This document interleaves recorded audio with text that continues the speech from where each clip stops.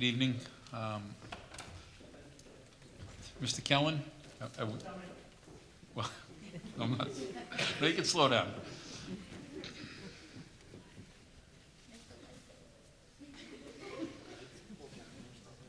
Is there someone that can do something about the lights here? Lower these lights a little bit, if that can be done.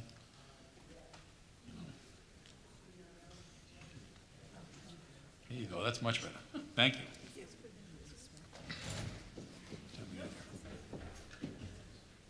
Did you, do we have the ability to get Kim? Okay. All right. I'll call this meeting to order at 7:08, Timberlane School Board meeting, December 15th, 2022. Okay, roll call, please. Sheila Lowe's. Here. Katie Knutson. Excused. Donna Manthorn. Here. Kim Farah. She'll be zooming in. Brian Boyle. Here. Kristen Savage. Here. Mark Sherwood. Here. Stuart McCormick. Here. And Michael Boucher. Here. Thank you. Okay, if you could all rise for pledge allegiance. Pledge allegiance.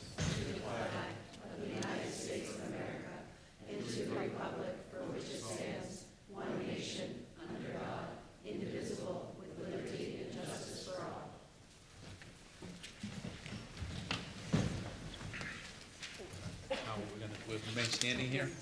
Yes. I guess we have a special treat here tonight.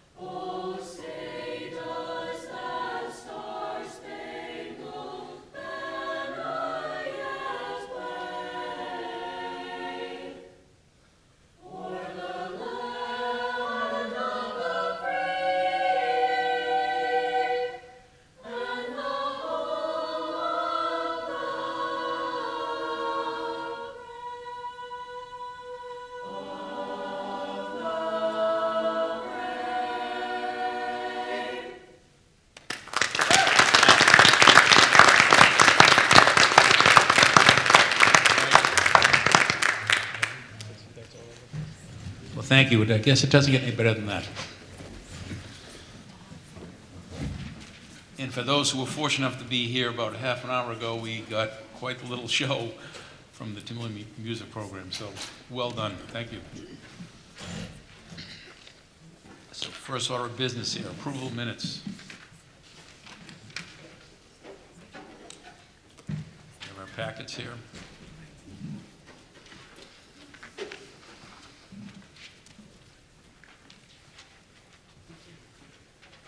I'll make a motion to approve the December 1st, 2022 minutes as written. Second. Motion been made by Kristen Savage, and second by Michael Boucher. If that's what you want to do. Okay. All those in favor? Opposed? Abstention? 601.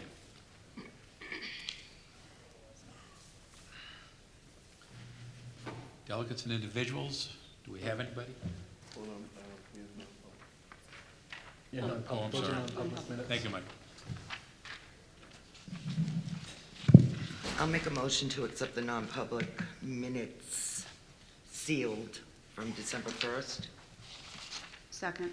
There needs to be a correction made. Where, right after at 9:45 there, when we're mentioning Kim there, Kim, the abbreviation needs to be fixed. Where? the abbreviation needs to be, I didn't hear that, Kristen, could you say that? the abbreviation needs to be corrected in the second paragraph from the bottom.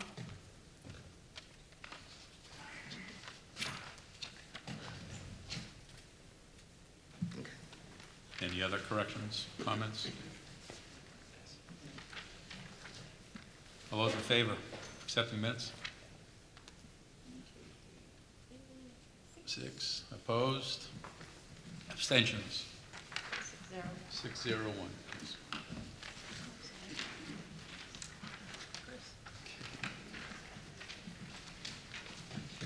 Now, we'll try this again.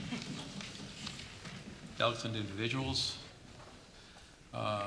Catherine Lindblad.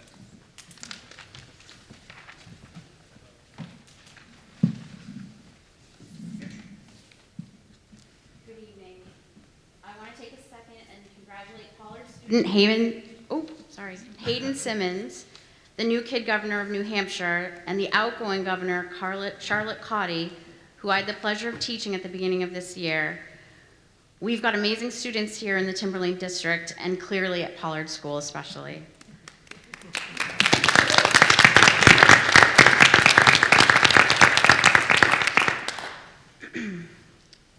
Yesterday, the union voted to reject the tentative agreement.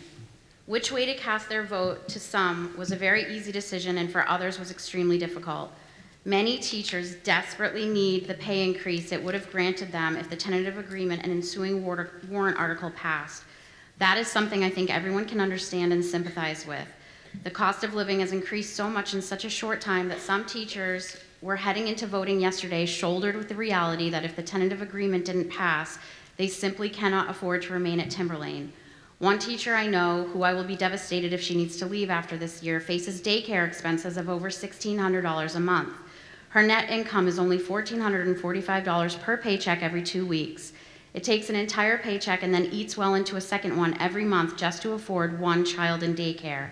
This is her 13th year teaching, and as we are without a contract, meaning stagnant wages, how can she afford daycare costs increasing by as much as 20% in a year? Another teacher who I will be devastated to see leave is a young teacher who all the students who have her or have had her absolutely adore, cannot afford to move out of her parents' house because she cannot find affordable rent, let alone trying to buy a house in the area commutable to Timberlane. Why does choosing a profession that requires paying for a degree in higher education and then requires continuing education and regular renewals of licensing on top of that result in said professional not being able to afford to live as an independent adult? And by the way, all this licensing renewal, teachers pay for out of their own pockets. In the companies I've worked for in the past, in my former career, not once was I expected to pay for anything job-related out of my own pocket, just saying.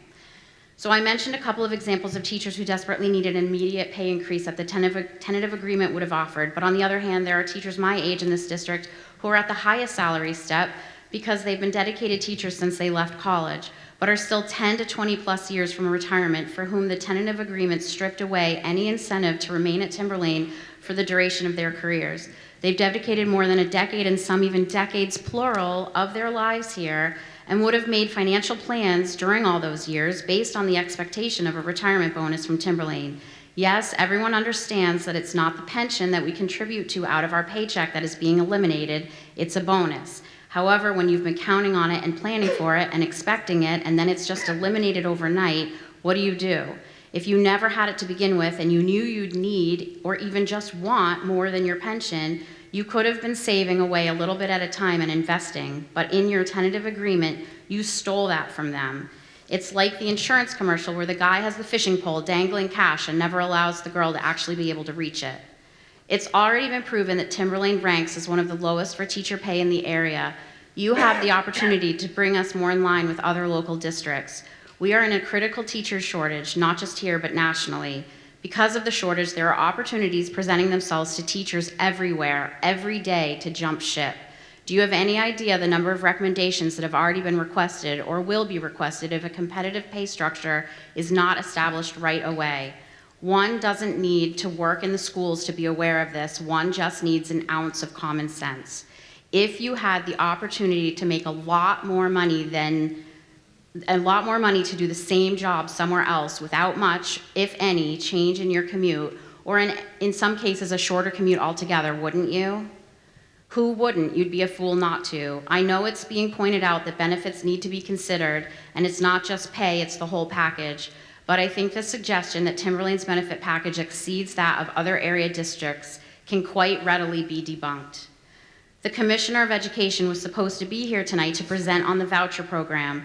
I can only assume that because you would dedicate your time to serve this school district as your school board members, that you care deeply about public education.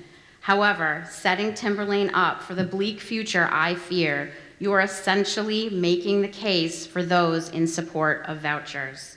You may speak the words that you support Timberlane teachers, you may even believe in your heart that you support Timberlane teachers, but if you talk the talk, you gotta walk the walk, and if you want the sentiment to be a reality for Timberlane teachers, you have to do that. Thank you.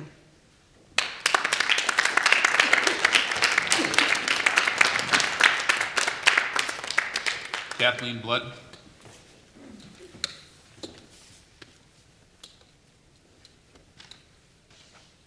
Hello. I grew up here in the district. I went to the academy where I met John Gatos, Kathy Deotis, and Louise Pajak. I moved to Pollard where I met Myra Hogan, John Manella, Lois Paul. Oh, and at the middle school I met Lois Paul and Sue Sherman. At the high school, I met Don Woodworth, John Doobie, Mr. DeMartolomeo, Mr. Clark, and Eric Constantino, about to present his 300th show. By the way, come back tomorrow for Don't Touch That Dial. I came home to work at Timberlane. I was blessed and honored to work with my former teachers as my colleagues. This year, at the beginning of the year, I was blessed and honored for 5 of my former students to come back and be my colleague. This is my home. There's so much time and heart and talent in the teachers here at Timberlane. There is one in particular. He is just one medical exemption shy of being an astronaut. He runs the observatory, he runs the ski club, he runs the German-American Partnership Program, he lights the musical, and when he answers his phone, he doesn't say hello, he says, "How can I help?" This contract is fiscally responsible on this end. For him, on your end, for him, it makes it fiscally irresponsible to remain at Timberlane. Replacing him is replacing 5 people. And it's not just him. There's countless others of us. I haven't been home yet today, but there's countless others of us also haven't been home yet today. We have a small window of time to fix this, to come back to the table. You all, I've had your children in school. We are a community. We need to come back together to the table and figure out how we can responsibly take care of this for everyone involved. Please don't force us to make fiscally irresponsible decisions about our own retirement to keep you fiscally responsible. There's got to be an even ground somewhere in between. I also need to congratulate Ms. Simmons, the student governor, and Matt, I haven't publicly congratulated you on your position as school board. Thank you for your service.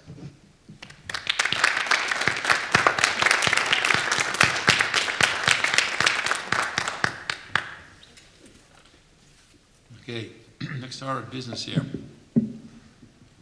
I'm looking for the infamous New Hampshire kid governor. So, it's my pleasure to announce that once again, Timberlane Regional School District has the honor of having the state of New Hampshire kid governor, Miss Hayden Simmons.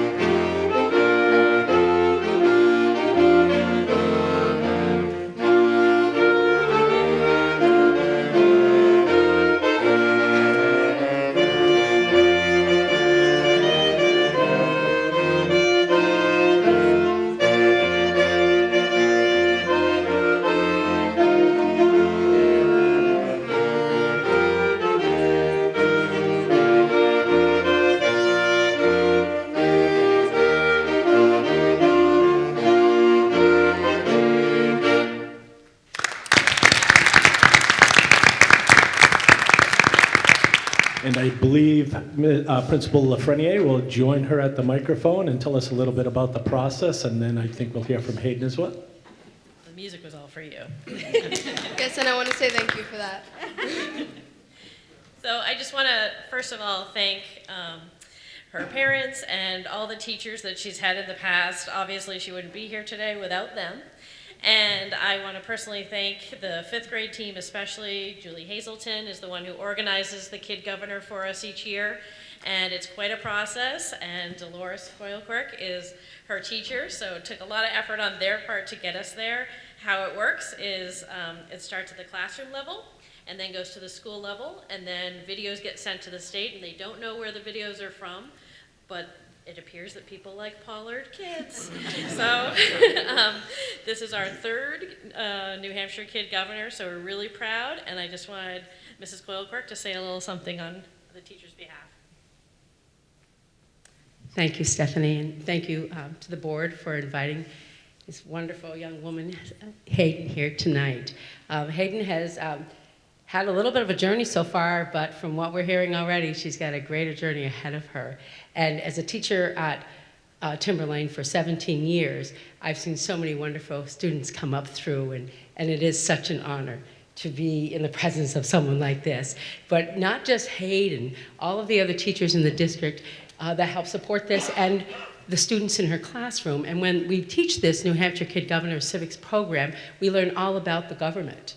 We learn about the balances of power. We learn about our democratic government and how it is about the people. So these students decide who wants to run for Kid Governor, and the other students are there to support them, and they work together on their campaign committee and do a wonderful job helping them write speeches and posters and really support them all the way. And I'm just so blessed and excited to look at how Hayden is going to take this support, and she's going to take all that she is, and with her family support, is going to go to the state and do wonderful things for the state of New Hampshire. So I'll let Hayden talk to you just a little bit about what her platform and some of the things that she really believes she'll be able to do this year. So thank you once again. Thank you, Thank you, Mrs. Coyle-Quirk and Mrs. Lafreniere. I'm very excited, and I honestly couldn't have done this without my family and all my teachers, like they said. But I'm, once again, extremely excited to be able to have these opportunities to host these programs and to help these people and to make a difference in the world.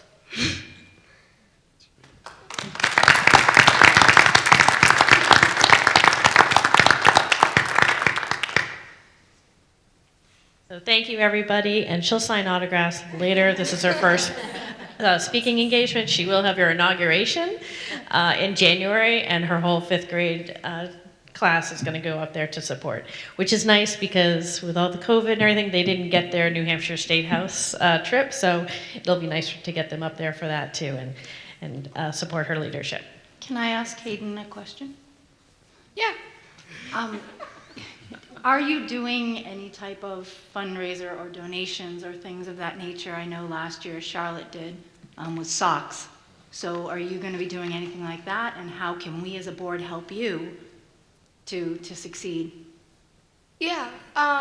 Well, for one example, I want to do the holiday care package program where we're going to host different programs for different holidays. So we could probably do one for Christmas and Thanksgiving and Hanukkah and Kwanzaa and everything, so that people who can't afford food or can't get together with their families for the holidays can still experience the holidays in the magical way and be able to have the proper food. And we can do other fundraisers like donating clothes and like food drives and a bunch of that stuff. So if you ever have anything specific that you're looking for, can you please make sure a message comes to Yes. the school board, either from you or through the school, through your principal, because I'm sure everybody up here would love to help however we can. Yes, there is a lot of planning. Can I just real quick, Hayden, would you like to share what you're going to do the first afternoon that you become Kid Governor of New Hampshire? Her inauguration is at 10 o'clock, as Stephanie said, on January 20th, but at 12:30 she has an engagement already booked. Why don't you share just that real quick? Yeah, I'm going to the Holiday Inn, I believe, and I'm handing out awards for, what is it? Yep, that's what I thought, the Service Awards for legislators. I'm handing out awards pretty much immediately after my inauguration. Very nice. Very cool. Congratulations, Hayden. That's what you need. You need a good chief of staff to take care of it. Thank you. Thank you, Hayden. Congratulations to her family. Absolutely. And I want to thank our saxophone players as well for playing Hail to the Chief for us. Nice.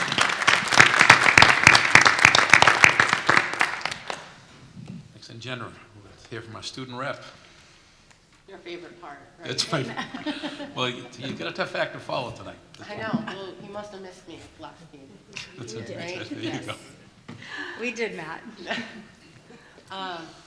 There's a lot that's going on at the high school. Student Council hosted a holiday gingerbread house making party on the 6th of December. Over 120 tickets were sold with over $600 being raised. Big shout out to Miss Libby and Student Council for making these amazing events possible.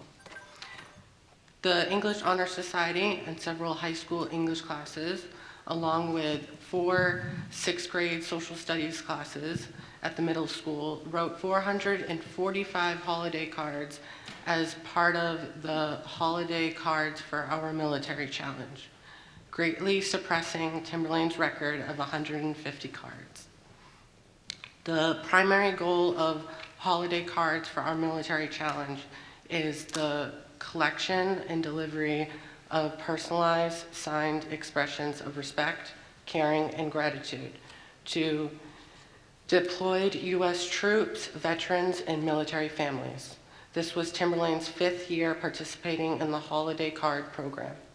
Mealy's Meals is hosting a milkman show, movie, and basketball game on the 22nd. Project Hope is gearing up for their 14th annual Project Hope fashion show. The theme this year is Greece. Miss Murphy will be hosting a free CPR and first aid training on January 9th and 10th from 2:30 to 4:30. Faculty and students are welcome. On December 16th, Timberlane players and the music department are collabing on a 40s style radio show with a holiday theme. The theater department is also in rehearsals right now for The Elephant Man, which will debut in January. The Milkmen show took place last Friday in the PAC recital hall. All of the proceeds that were raised went to Key Club. The freshman class did a fundraiser selling holiday wrapping paper, candles, and so much more. The fundraiser ended on December 2nd. All proceeds raised went towards the freshman class. The sophomore class also did a fundraiser.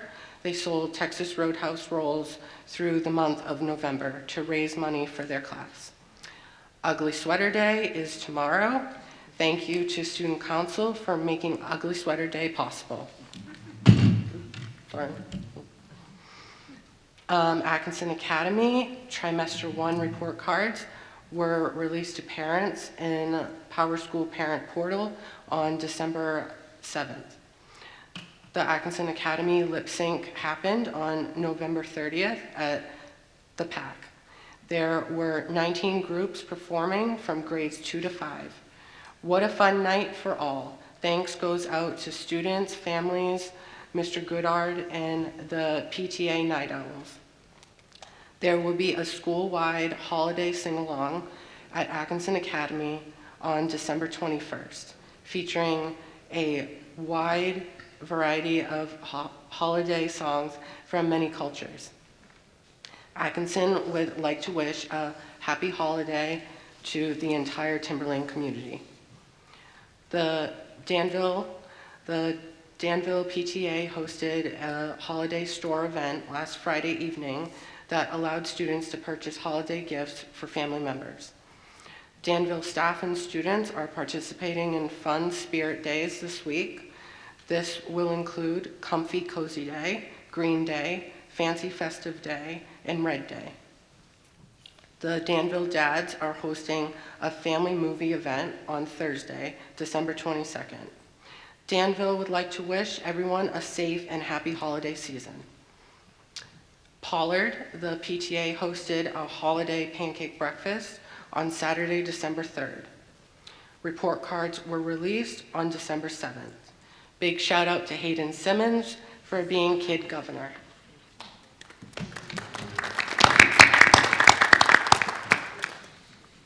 Sandown Central, ooh, they got a lot going on. In the spirit of giving, the students and staff at Sandown Central held a successful hat and mitten drive early in December. Donations will go to Sandown families in need. The staff also partnered with the Rock Church and purchased gifts for anonymous community members who may need support in providing holiday gifts for their families. The Sunshine Committee has planned some fun spirit days for the month of December. Staff and students will be participating in Candy Day, Holiday Headwear Day, and a Pajama Day. The Sandown PTA will be sponsoring a virtual movie night to all students. Students at Sandown Central will receive a Polar Express themed bag that includes hot cocoa mix, a bell, a ticket to board the virtual train.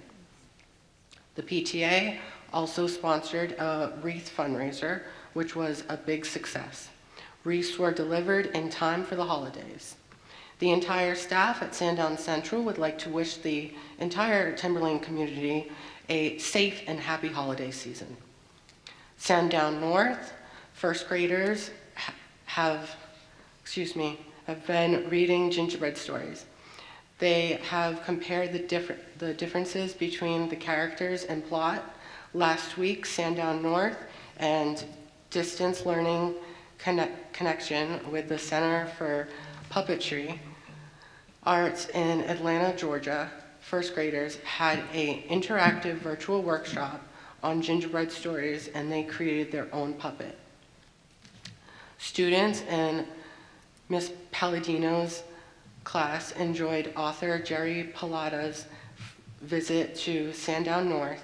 Students followed up his visit by researching New Hampshire animals, writing an essay, and presenting their findings on who would win. Sandown North will celebrate the holidays with a holiday spirit week, dressing up in favorite holiday clothes: ugly sweaters, candy cane day, flannel day, and cozy pajama day.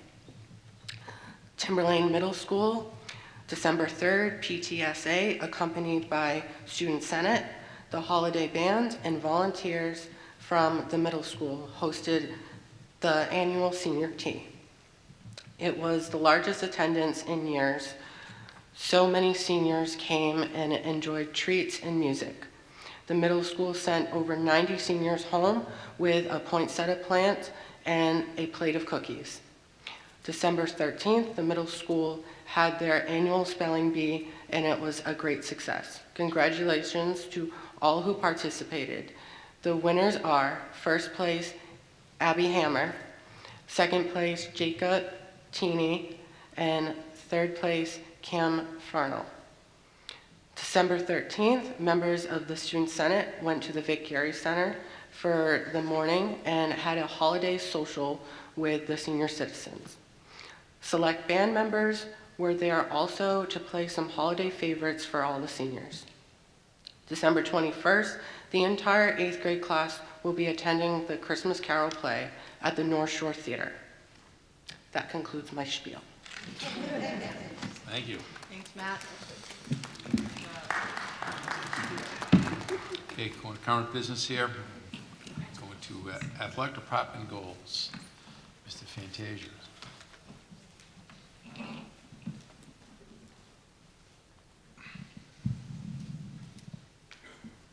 Good evening and thank you. Looking at the athletics department goals for this year, by March 30th of '23, we're going to have the high school and middle school admin teams review the current athletic department handbooks to make any updates or revisions that need to happen for the '23-24 school year. It's going to give the opportunity for administrators to review and discuss current rules, procedures, and expectations for the athletic department. And the revisions, if any, will be included in the '23-24 athletic department handbooks. Coaches, parents, student athletes will be made aware of those updates at coaches' meetings, seasonal parent awareness nights, etc. And that will tie right into our second goal. By the start of next year, the athletic department will be upgrading to a new online registration system for athletics. Timberlane will move to a program called Final Forms. It's more interactive and user-friendly for parents, coaches, school nurses, and athletic trainers. Parents will have the ability to input pertinent medical data and complete designated requirements directly online. Coaches will be able to access any approved by district designated information, and the emergency information will be more accessible. Another thing that is appealing by going to this new format is it will create automated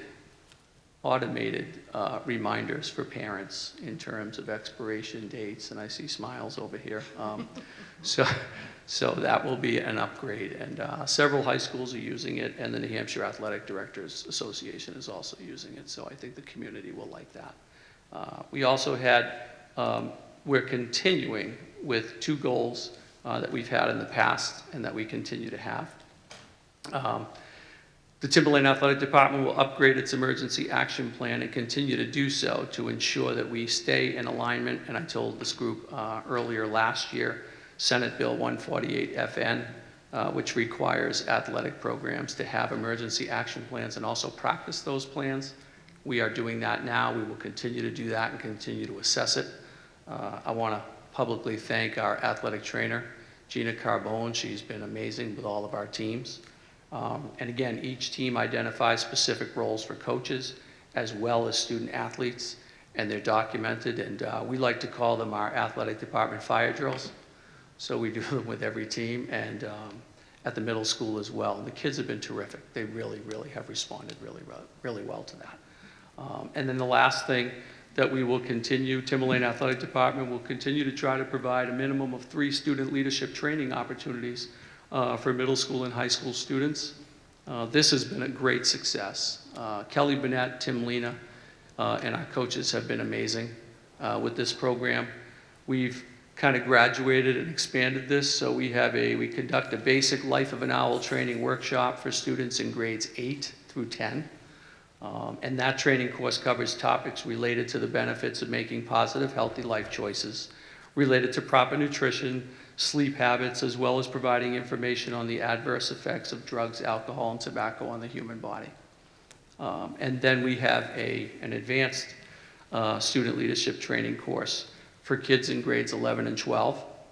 We're utilizing the outdoor ropes course elements to promote teamwork, collaboration, and problem solving, and that's been a great success too. We had Coach Danny Donovan out there helping us run a ropes course with some of our older kids. So we're really happy with the things that are going on in the athletic department, and I think the community will like when we go to that online program. So thank you. Questions from the board? Angela, any update on it's not in your goals, but I'm going to ask because you're here. Any update on the grant or facilities or things? We were awarded the track grant just very recently, and I know that I'm going to be meeting with Mr. Kellen and kind of working through that a little bit. So that just came through like recently. Great. And we have 3 years to use that? Mm-hmm. Okay. Yes. Yes. Thank you. No, was that for the was that for the full amount, or do we have to match that, or what was the deal? So the grant offers you up to 50% reimbursement. So now, I believe, Mr. Kellen, you have the paperwork and all that, so we'll sit down and kind of work through that now. Great. Okay. Great, that's fantastic news. Yep. Thank you. Thank you, folks. Thank you, Angela, and thank you for your work on that. Thank you.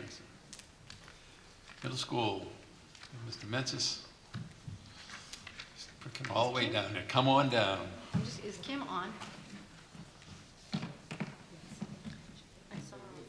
Well, I see her name. I'm just wondering, is she on? If she needs to speak, how do we know?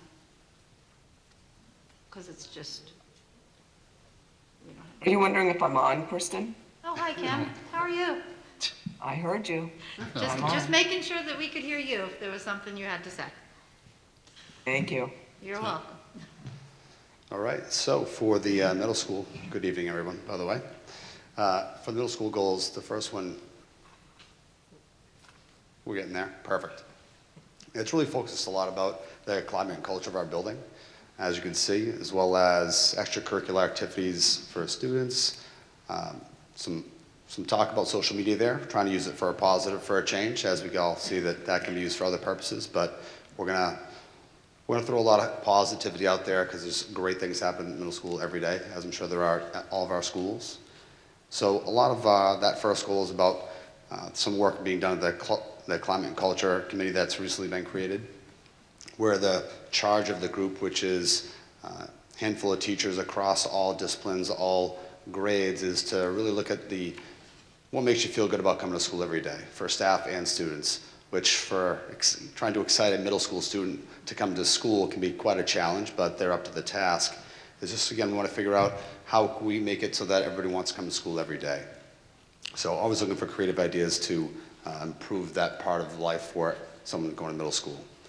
We have after-school clubs, which our teachers are awesome about always answering the call for a student who has an interest in a different area, and voila, they create a new club for students to stay after school Tuesday through Wednesday and get to work on that with other kids, make some new friends, maybe pick up a new interest.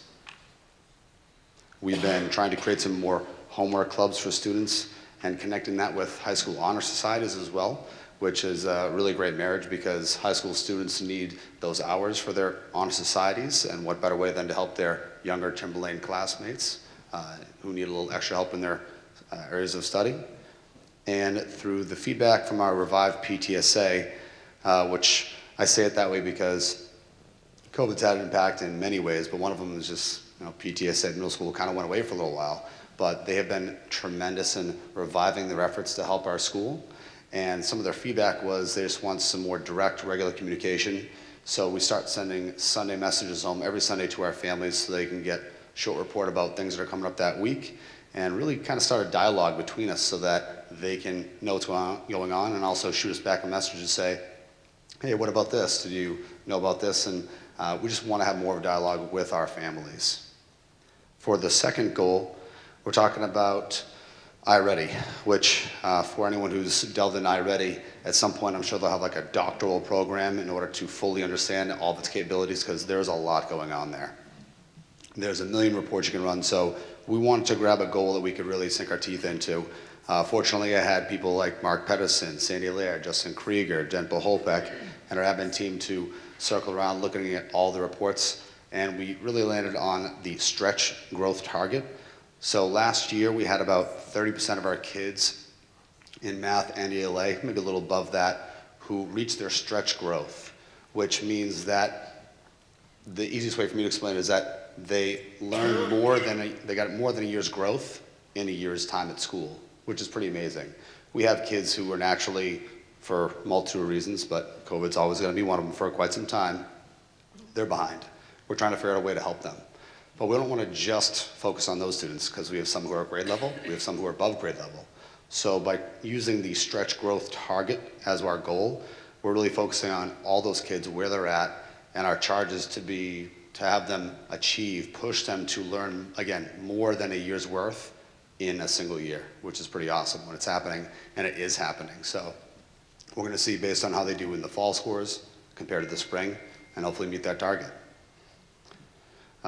One thing just to, because it's easy to have that goal, but I want to point out how we're planning on getting there as well, which is obviously, I shouldn't say obviously because this isn't, I don't know if it's happening absolutely everywhere in the world, but I do know how it's happening in the middle school, so I want to speak to that. We have amazing lesson plans and activities being put on by our teachers every single day. And in addition to that, we are having very targeted interventions for our students by looking at not just iReady data, feedback from teachers, and figuring out where they're at, what they need, and through our targeted intervention win block, what I need, or what they need in this case, is it might be students who are behind in an area, it might be students who are at a grade level or above, and we're gonna give them what they need to catch them up or push them up. So just wanted to highlight that. And the third goal is regarding New Hampshire SAS scores, which historically has been a touchy subject. And I say that because I've been at middle school for a long time, including being a student myself.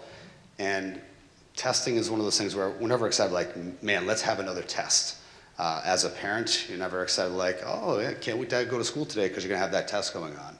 So the first thing we're trying to do is kind of change the way we even think about it. And by that I mean, instead of saying we're gonna have to check this box to do another test, the reality is that we all get judged by these tests that happen, whether we like it or not. So we're gonna embrace this challenge, and we are going to get excited about it. We're starting to share the numbers with the kids so they're aware of where they're at and where we wanna go as a school. So embrace the challenge of doing well on it, and now we're preparing for it. So we learned some from our elementary friends recently that there's some modules that they were having the kids do monthly, and we're adopting that in middle school. So we're happy to learn from anybody all the time. So the middle school is now taking advantage of some modules that they can do for math, science, and ELA, just to get us ready and warmed up for it, no different than you would for a big performance or getting ready for the big game. We're gonna practice for it. And it's not that we're teaching to the test either, just because that's been a thought out there. It's that they're already aligned to the curriculum. So again, Mark Pedersen helped us out, dug deep into that, and met with all the teachers to say, hey, here's some cool lessons basically within New Hampshire SAS that you can utilize in the classroom. Already aligned to your curriculum, so you're not losing any time there, but it will make the kids more familiar with the test when the time comes. And for the number of 4%, that was based on looking at previous numbers, which we had just recently an opportunity to have a data day with our admin team district-wide, looking at all the data through the entire district, but looking at the middle school in particular. Numbers from 6th, 7th, 8th grade did differ, quite honestly, some up and down, so 4% as an increase across the board will be a very nice target for us and hopefully very achievable. That's the scoop. Questions? Sheila? Comment and a question. How's the new schedule working for you? How's the new schedule work for me personally? I think it's Wow. great. So one of our biggest changes to the schedule was for our core teachers to have class every day, see their kids every day. So I think that's a huge win. But we're gonna continue to ask that question, not just of myself, but it has to be asked of parents, students, teachers. So I think so far it's been very positive, but we're gonna keep on asking that question to ensure that's a good thing and hopefully keep it in place if everyone thinks it's a good idea for the kids. I was just wondering, you know, giving them more time in their core classes, I'm wondering if in a year, you're gonna see a difference. So I'm glad you asked it that way because I think it's gonna take at least a year to figure that out. Exactly. So right now, the feedback has been great. I definitely think it's an adjustment for everybody involved, for teachers and how they plan their lessons, and students how they're like, oh, I do have that class next day, and the next day. The funny comment from kids is always like, oh, I'm so nervous I'm gonna have homework every single day, but that's not how teachers view it, that's not how it happens, but in a kid's mind sometimes it's how they think it's gonna be. But the ability to have a class every single day is what every content wants, ideally. I mean, you never hear teachers like, oh, if I could just have less time with them. I mean, they want them all the time so they can deliver all their content to the best of their ability. So I think it's been an overall win so far. And also, the schedule, we have a building that has 7 periods in a day, whereas previously, each grade level had their own schedule, operate at different times. That was very challenging, and just as an overall building, kind of business running, when we have coverage needs, now that we have periods all at the same time, our teachers and our substitutes have been amazing about helping us doing those coverages. It has changed the game for us in order to meet all those needs. Okay. And my comment is thank you for the open, more communication with your parents. Because we used to kid us old people that the middle school was the big black hole. Nothing ever came out. You were in elementary, get all the information, you go to middle school and it just stopped. Because your kid wouldn't bring it home. And that was, you know, that's how we got on the app and all that stuff, because we just weren't getting the information out of the middle school. And I think that's great, and I think it helps parents a lot so that they can be involved with their kids' education.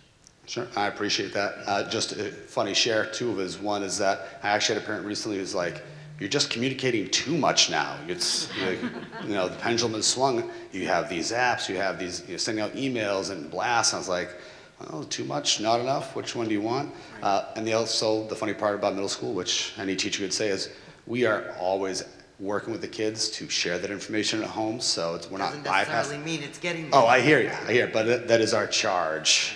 But that's why, Sunday messages, short and sweet, just a quick heads up about things that are going on, and so far it's been well received, so thanks. Thank you. I had the same question about the schedule as Sheila, so. Oh, okay, So there you go. all right. I have a different question. Sir. So I know the middle school's had some great extracurricular programs, because my son's been doing them pretty much ever since they've been available. Awesome. I guess my question for you, you're saying that the students have the ability to create their own program, granted that there's a teacher willing to help them out. Are the students well aware of how that works, how to bring about like an idea and to have that created into a program? Sure. The best way I could answer that is no different than how any parent talks to their kid. Do they know? We tell them many, many times over. It's not usually until a teacher, I would say, overhears a kid talking about an interest, and you're like, you can do this like we've been telling you can. It's really just about garnering a teacher's support to being able to start the program with them or a club with them. So the short answer is we talk about it for sure. Teachers do it all the time. But sometimes they need a little push. So anytime, and I'll probably share this in a Sunday message to let the parents know that if your son or daughter has an interest in a particular area, just let us know. Okay. I'll let my Should I son know. expect another club soon from? Yeah. Okay, perfect. So noted. All right. All right. Thank you very much. Thanks. Mitch. And next we have our elementary school. So how are we going to do this one? You guys have this figured out, hopefully? I think they have it figured out. Looks like, yeah.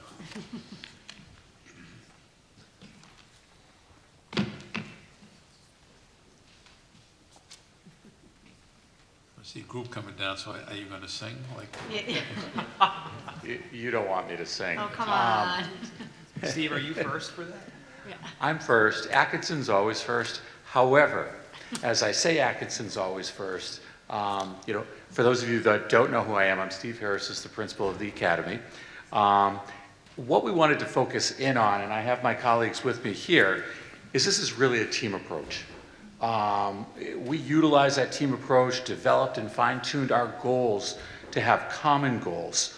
Our team includes our principals behind me, our assistant principals, curriculum coordinators, as well as district level staff that all work together to help develop our goals and bring some unity to our goals across all of the schools. In front of me, probably in front of you, our goals, and our first two goals stick with iReady, and they're the same other than the word math and reading. And basically, we're looking at 100% or all students in K to 5 are going to meet their growth targets in math or reading. And as Mitch said, with 50% of our students meeting their stretch goal targets as well. And Mitch did a great job kind of explaining that as that growth and that year and a half or so worth of growth. That's wonderful, and that's what we want to see. Last year's goals for the elementary school, well, actually, let me finish the last goal there. By June of 2023, all our educators will establish morning meeting routines, which many have begun and are utilizing that. They will participate in professional development to support that social emotional skills in all students and develop an assessment tool to help us evaluate the effectiveness. So we're going to work with our teachers to really help guide us as to the effectiveness of these programs that we are doing and our morning meetings, things of that nature. When we take a look back at last year's goals and just kind of focusing in on iReady, we did have similar goals amongst the schools. Some were at 80% meeting achievement, some were at 90%. And they were kind of varied goals around student choice and respectful behaviors, et cetera. So this is kind of taking all those goals from last year, our thoughts and changes that we wanted to make, and we all sat together and it really had that team approach and really brought it together in that fashion. Behind me, and I could explain all the I-ready stretch goals and things, but again, Mitch did a wonderful job with that. I'm kind of glad he went ahead of us. So I won't bore you repeating that again. So I'm going to have my fellow principals are now going to review some of the details as to how we plan to target that and give you some of that information. So first up, we have Patrice Liff, who's principal of Sandown Central. Patrice. Good evening. I'm going to talk briefly about targeted interventions. And what I mean by targeted interventions are how do we help kids that are not learning and how do we stretch kids who need to go further in their learning? Students take iReady, all kids in kindergarten through grade 5. We have data teams at school who analyze the data. We determine who may be in need of an intervention. We have an RTI, a response to intervention or instruction, a staff member who is district-wide. She trains other staff in intervention strategies. Some children receive those strategies. Some children receive just extra practice. It just depends on what they need. All of this happens in an intervention time that's either for math or for reading in every one of our schools, and it does not supplant classroom instruction. So it happens at a separate time outside of that classroom teacher-directed instruction. And we are constantly progress monitoring every few weeks. We are looking at how kids are responding to the intervention that we're giving them. And when they're not responding, we're having other conversations at our PLCs and with classroom teachers on what else can we do, what other different approach can we have. And now I'm going to turn it over to Chris Snyder, who is the principal of Danville. Thank you for having us this evening. Another element that's new at the elementary schools this year in grades 1 through 5 is the incorporation of a 6th special or a UA, Unified Arts time. So in the course of a 5-day week, students will go to one UA every day. What we've done is we've, in grades 1 through 5, chosen or added a 6th special, I should say, every day for a grade level. So there's one day out of every 5-day week that each grade level 1 through 5 has an additional 40 minutes added to their schedule to plan for a lot of those interventions that Patrice just talked about, to look at student data, to plan collaboratively as a team. And you might be wondering, well, what are we doing with our students during that time? It also has carved out the opportunity for us to protect time to offer whole class guidance lessons, which certainly impact that third goal about our social emotional skills in students. It allows us to teach health. It gives students access to our library curriculum and some other things about the design and innovation process. So that's a new feature for us, but it protects that time for teachers to plan and then also other important elements of our curriculum. So at this point, I'm going to hand it over to Stephanie. She's going to talk more about PLCs. Thank you. Hi, everybody. A little shorter. All right, so I'm here to talk to you about PLCs, which are professional learning communities. This isn't a new concept in this district, but sometimes we go back and revamp things. So during the time when there's morning meeting and that 6th special, grade levels are meeting for PLCs and other groups meet at different times. But basically the professional learning communities meet weekly, and it's a collaborative teamwork time. And we focus on the 4 questions from the author Rick Dufour. Focuses on 4 questions in many of his books, and we've done a lot of research and development with him. We look at what do we want all students to be able to do? How will we know if and when students have learned it? How will we respond to students who have not learned? And how will we extend the learning for students who have already achieved proficient levels? So within our weekly time, we're collaborating and we're looking at Tier 1 instruction, which is that core instruction delivered by the primary teacher in the room. Then we're looking at that Tier 2 instruction, which is looking at those interventions that Patrice spoke about. And we're looking at data, we're planning groups, and we're looking at current research and what those implications for our instruction, and looking at that Tier 3 for those students who need even more supports and how best to collaborate and guide those more personalized instructional levels. So that's what we're doing with our professional learning communities, and we practice that at the administration level as well. So there's different norms that we go through to make sure that we're productive with our time and really focused on students. So I'm going to hand it over to Nancy to talk a little bit more targeting our third goal. Thanks, Stephanie. Hi, everybody. I'm going to talk a little bit more about morning meetings. It's something that all the teachers have been doing, but typically it's been more when they've wanted to do it. Some do it first thing in the morning. Sometimes they did it midday or at the end of the day as a closing. We've built it into our schedule across all the elementary schools that they have morning meeting right from the get-go. We start with what we call our soft start. Kids come in, you know, buses roll in at different times. There's that period when school hasn't officially started, but it's still that arrival time. And so as students come in, it's really helping them kind of ease into their day. So teachers might have different things set up in their classroom that kids know they can, you know, obviously it looks a little different with our kindergartners and first graders than it does with our fifth graders, but they might be doing some drawing or playing a quiet game. It's a nice way for teachers to be able to do some one-on-one check-ins with kiddos as well within the classroom. And after that soft start, they go into their morning meeting. It lasts about 20 minutes. And one of the nice things that we've done this year is we've assigned every single staff member. So all of our paras, our special educators, our school counselors, school psychologists, related service, they're all paired up with a classroom, and they work with that teacher and with that class. And what's been really nice is they've become a greater part of that community. All our UAs participate.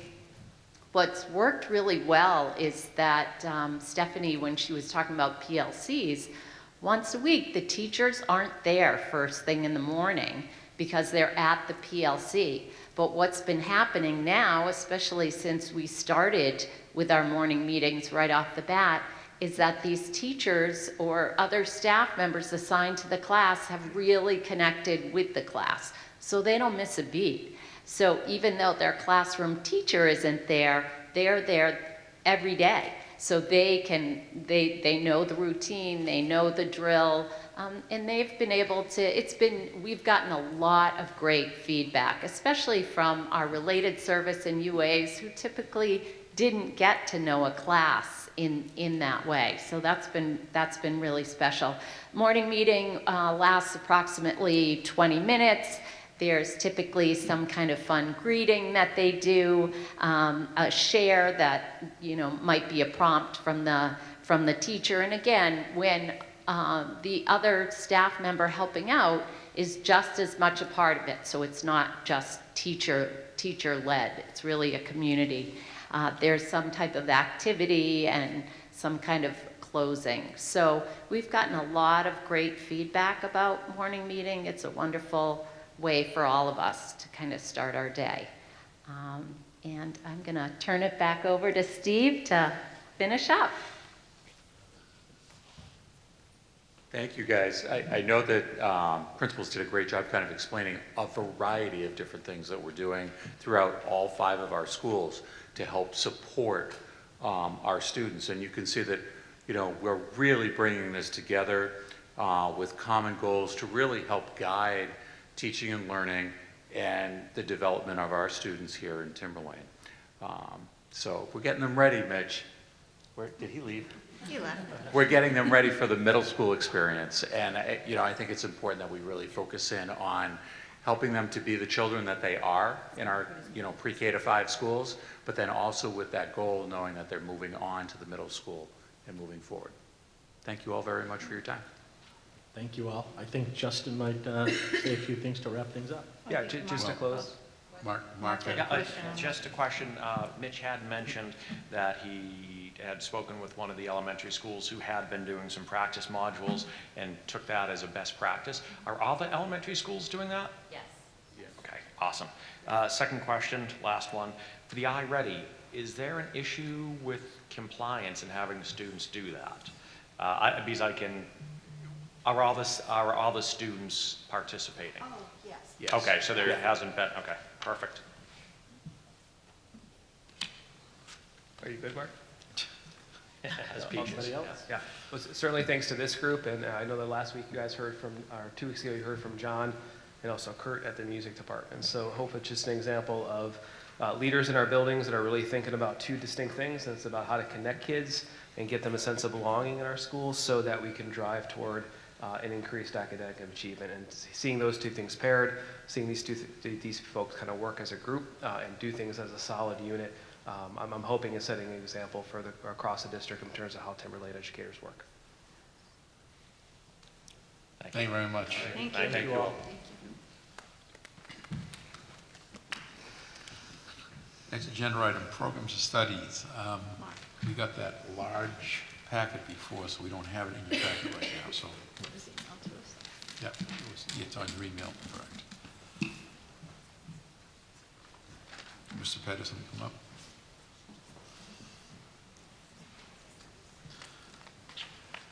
Good evening. So last meeting I came and presented the first read of the program of studies. Tonight is the second read, if you all approve it. It will go to print over the vacation, and then it's ready to put in the hands of students in January. We start with the 8th grade students, we put it in their hands, and then we do have copies for kids at the high school as well. But we make sure that it's in the hands of all 8th graders, so they get a chance to really flip through it, look through it, and that's really where they start planning out their career. And they use that diploma planning worksheet, and they really kind of think about what courses they want to take throughout their high school career. So do you have any questions about the program of studies? Anything else? Sheila? Anything else change with CTE that we need to know about? So Salem CTE did give us a couple of changes. They were mainly in wordings. I'm just wondering if anything new from the last time we've seen. Nothing major new, a couple course description changes, but it didn't really change the focus of what that course was. Okay. The graphic design is now called graphic and digital design. Trying to flip through. There's a couple of course description changes in the business management, but it's again, it doesn't change what the course is. Right. It just changes some wording in it. But so there was really nothing major Right. Just coming from, semantics. correct, from CTE. Anybody else? Because I'll make a motion to accept it for second read. I was just going to say, aside from those minor changes, just as a reminder, the other changes are also minor, correct? From the first read. From the first read, all those changes from the first read were all fairly minor. There's a couple of changes where it was going from, an ACC level to a non-level. There was a couple changes in life skills in our special ed department, just breaking out a couple of courses into more appropriate, taking the curriculum and putting it into more appropriate courses. But nothing really changes sort of the scope of how we operate with the program of studies. Okay, thank you. Go ahead, Joe. I'll make a motion to accept it for second read. Second. Motion's made by Sheila, seconded by Michael. All those in favor? Kim? Want to vote on this, Kim? Well, right now, present here, so we have 7 opposed, 0. 7-0, and then I would do 1. Yeah. There you Kim's go. abstaining since we can't connect. Right. Motion passes. Thank you. Thank you, Mark. Thank you, Mark. Policies, first read. Who is our policy guru? Mark and Shauna. Yeah. Oh, there we go. Give it a quick gander. Let me know if you have any questions. Essentially, the first one It's required by law that we do it, how we track our monies, and some changes have been made to kind of streamline it.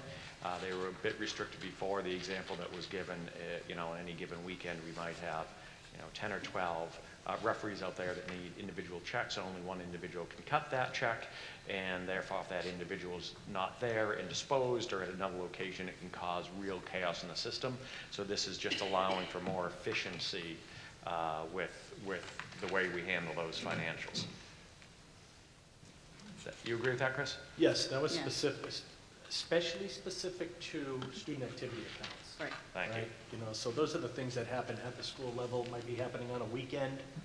They're ordering food or something for an event, things like that. To have two people have to sign off, which is what we thought would be best practice, it becomes prohibitive in the event that there aren't the two administrators, principal and assistant principal, both at that same event.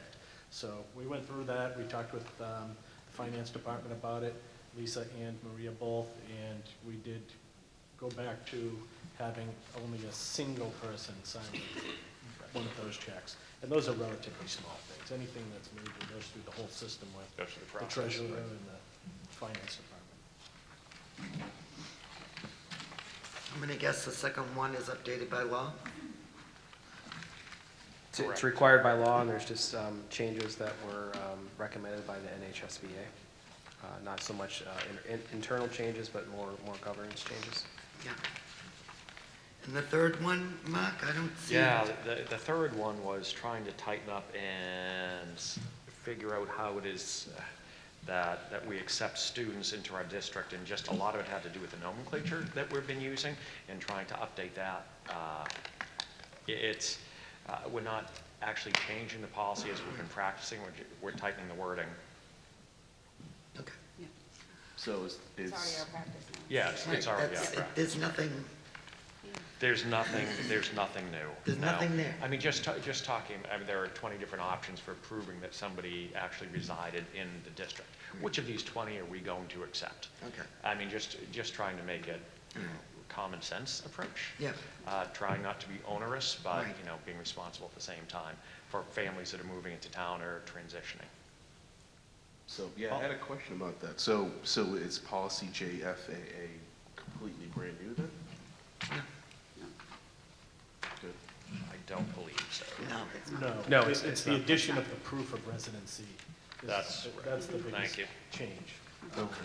That was some of it was in a procedure, not all of it. We tightened that up by, if this was the practice that was happening, but adding these actual proofs of residency as part of the policy give greater weight to the So requirement. numbers 1 through 11, that whole section was added. Correct. It's just, there's no tracking on it, so we're just Right. trying to figure out what the difference Yes. is. Got Yep. it. Okay. Just kind of a random question. Why wouldn't we include vehicle registration as well? I'm sorry? Why wouldn't we include vehicle registration? Why would we not include vehicle registration? Yeah, why is Because the that? vehicle could be registered anyway. Yeah.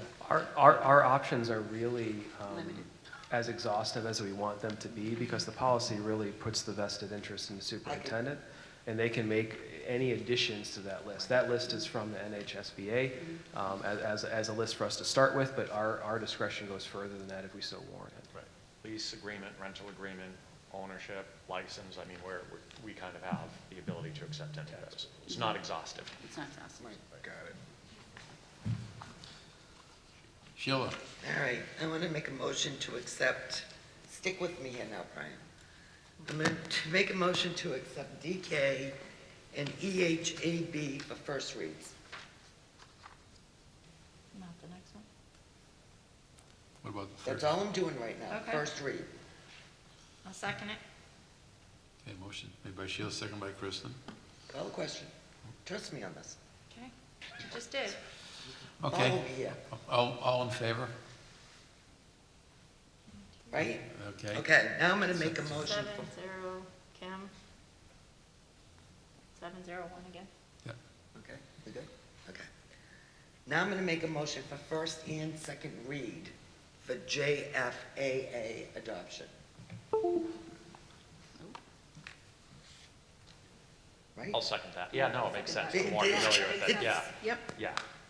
And it gives the We don't have discretion to to the come back to super. that. I mean, It's not exhaustive and. Okay, motion made by Sheila, second by Mark. All in favor of the motion? I mean, I don't see a, Seven, why bring it back? It's fine. 7-0-1. All right, just kill one for you. See that, Mark? Just get it going. That was easy. Next order of business. Student support positions. All right. And can I introduce that and speak to that, Brian? Student support positions? Well, that's kind of what I'm hoping someone's going to speak Perfect. to. I'm That's happy to what do I'm that. looking for. So there's a request before the board tonight to repurpose 3 open positions that are currently budgeted for to provide a position at the high school and a position at the middle school in an in-school support coordinator position. That position is outlined. The job description should be in your packet as long as an executive summary with some rationale. If I could highlight 2 pieces of that rationale for you. The first is this is a tool that would give us some latitude as an administrative group to really fall in line more with the law around progressive discipline. It gives the administrators at the high school and middle school a significant tool that does not divorce kids from the school building when they are acting or behaving in a way that warrants such a separation from the community, but allows them to stay in school and connected to their school teachers. So aside from that benefit of us aligning with the law, it also continues to provide, I think, what is the mission of the school, is to keep kids connected to their teachers. If we know anything about how students achieve, it's the contact time they have with the professional people in front of them. So if when students are making decisions at the very first level that they need or it's warranted that they're separated from the community, instead of the schools making decisions where students are suspended out of school for a duration of time, this is an option for kids to be suspended from their classroom for a period of time, but to remain in school, have access to their work, some access to their teachers, access to their counselor, perhaps access to some other supports through that day that would lead towards success. This personnel would be responsible for coordinating that work and those kind of decision-making concepts through the day. This person would be responsible for reporting to administration and also reporting to the home about how that day went. That's kind of the first priority. It's a direct behavioral intervention. The second piece, that there's not anyone scheduled for this person during the school day, meaning that they're not sitting with kids in school suspension.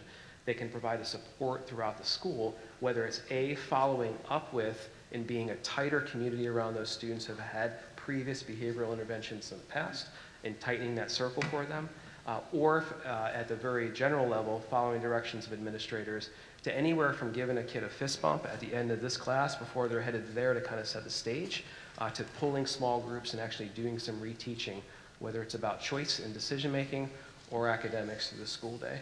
So it is a significant resource. It's a common resource among middle schools and high schools throughout the state, and it brings us in line not only with progressive discipline, but I think what our mission is of a district is to keep kids connected to their adults in a learning environment that they're. We have the money budgeted this year. It's been approved, and we're simply asking to repurpose those funds for the school year. Okay. Can I? Mark? Scott. Can I? Mark, you go. What? You I was, were going? Go ahead, Sarah. I was just gonna ask Mark, because I see his name's on this memo. So I'm pulling you up, Mark, I'm putting you on the spot. Is there anything that you would want to add to what Justin had to say, but also can you maybe enhance on why you think this is needed, or is this something that teachers also, I mean, the benefits, pros, cons, what more? Justin spoke very eloquently about it, better than I could. So, I mean, what I could add to it is I think it's a resource that teachers are looking for. It's a resource that it provides a service to students that teachers might not be able to get to, or at least to help coordinate. And so when kids are out, when kids are suspended out of school, they don't have the opportunity to connect with teachers. And if the students were in school, it would provide an opportunity for students to connect back with the teachers, have students doing the work rather than just sitting at home playing on Xbox or whatever. So now they're not getting further and further behind. So it's a way to help kids stay on track in the classroom. So I think teachers would benefit from that by knowing that kids are serving the discipline that they maybe need to serve, but are also being housed in a way and having oversight so that they can continue with their, with whatever they're doing in the class. That resource could also then go and connect with teachers, advocate for the teacher, advocate for the kid, and just be that sort of liaison between the two.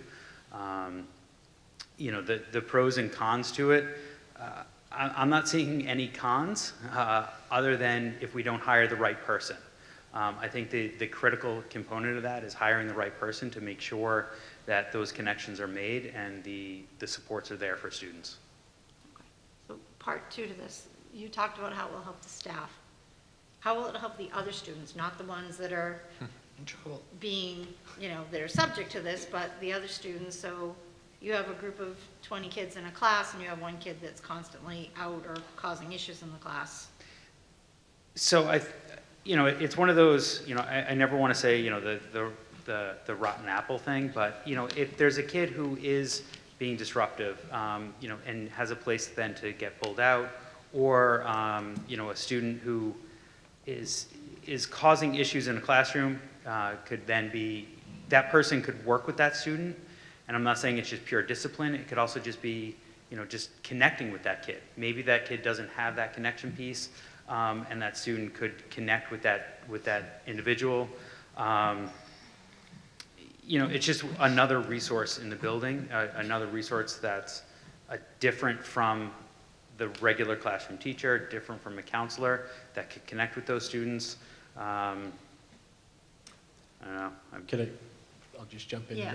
on top of that. So anything we do for one student or a small group of students impacts all students essentially, right? I think that's what Mark's saying is, if we can lessen the disruptions in a single classroom by providing additional supports to a single student who might be in that classroom at that time, we're increasing that teacher contact time, that direct instructional time with the students that are in the classroom with the teacher, and increasing the teacher's opportunity to provide the teaching and learning that those students need. So anything that we do in the way of interventions, response to intervention or instruction, or whether it's special education, or in this case, providing an additional level of service, helping to connect students through a general education initiative, if you will, it's going to increase the opportunities for all students. Sheila. Okay, here we go, kids.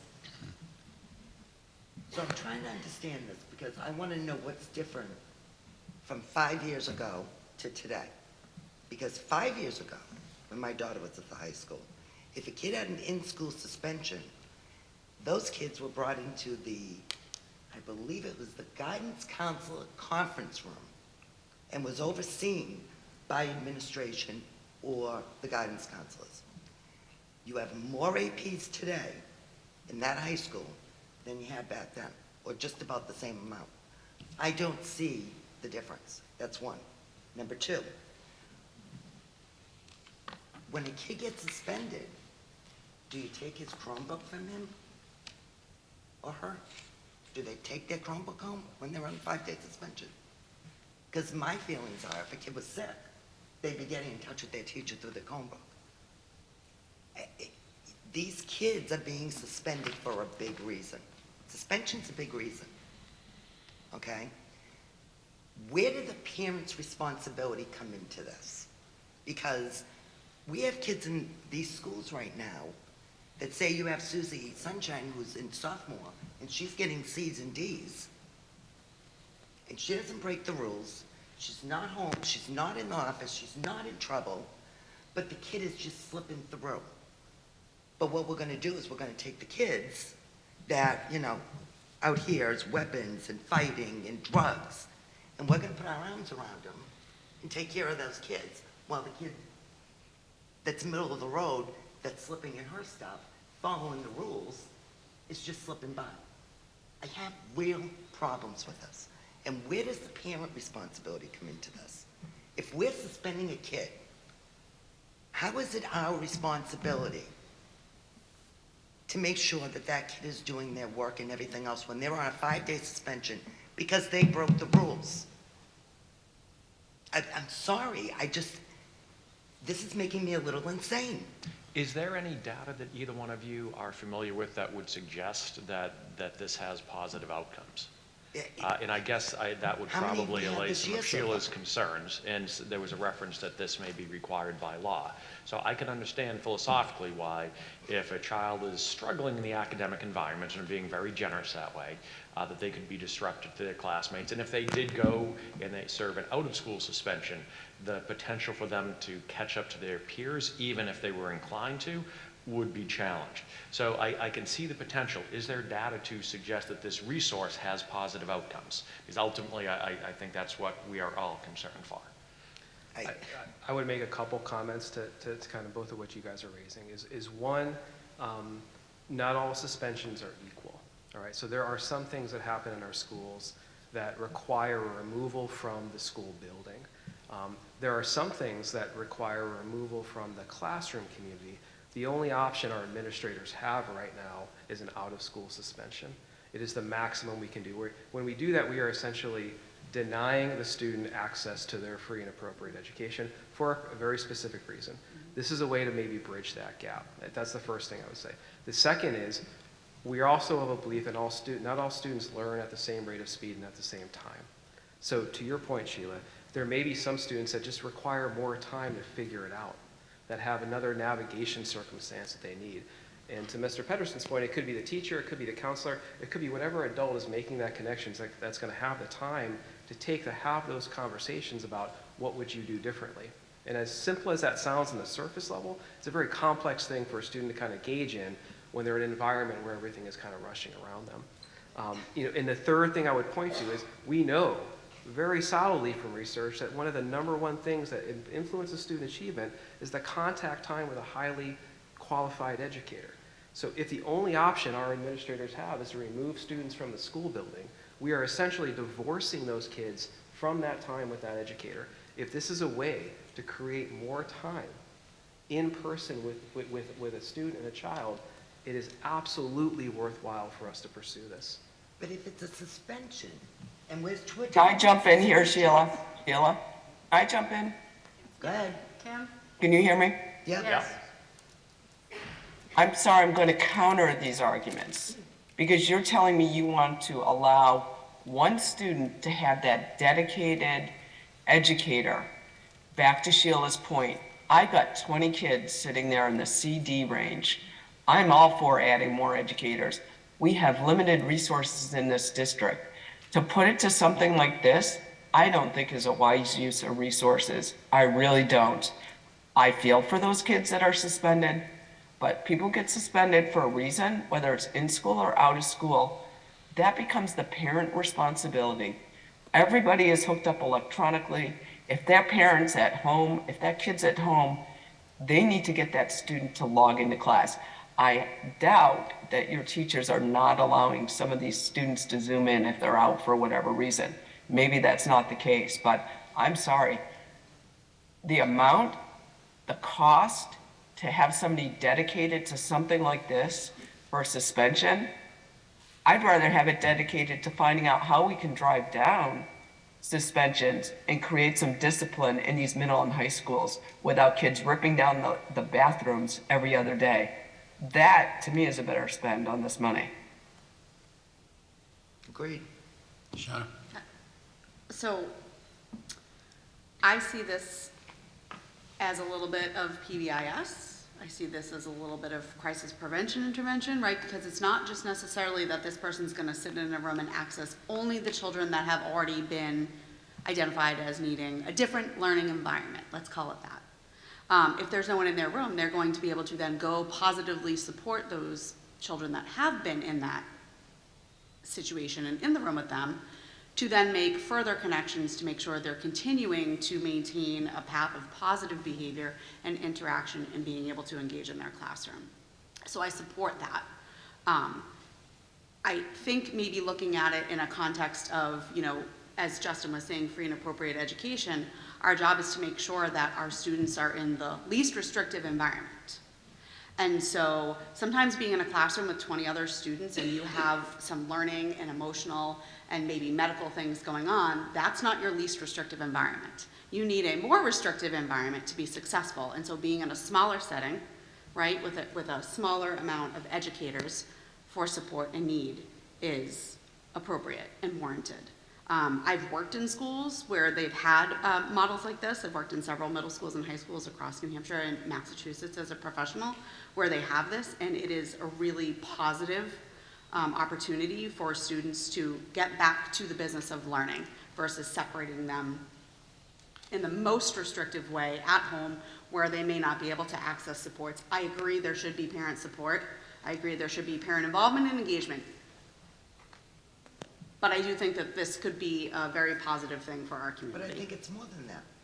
I think it's more than parent engagement and it's parent responsibility. I agree. These are their children. I agree. I don't At the disagree end on of that. the day, these children go home to their parents. Until that kid is 18, it is the parent's responsibility for this child.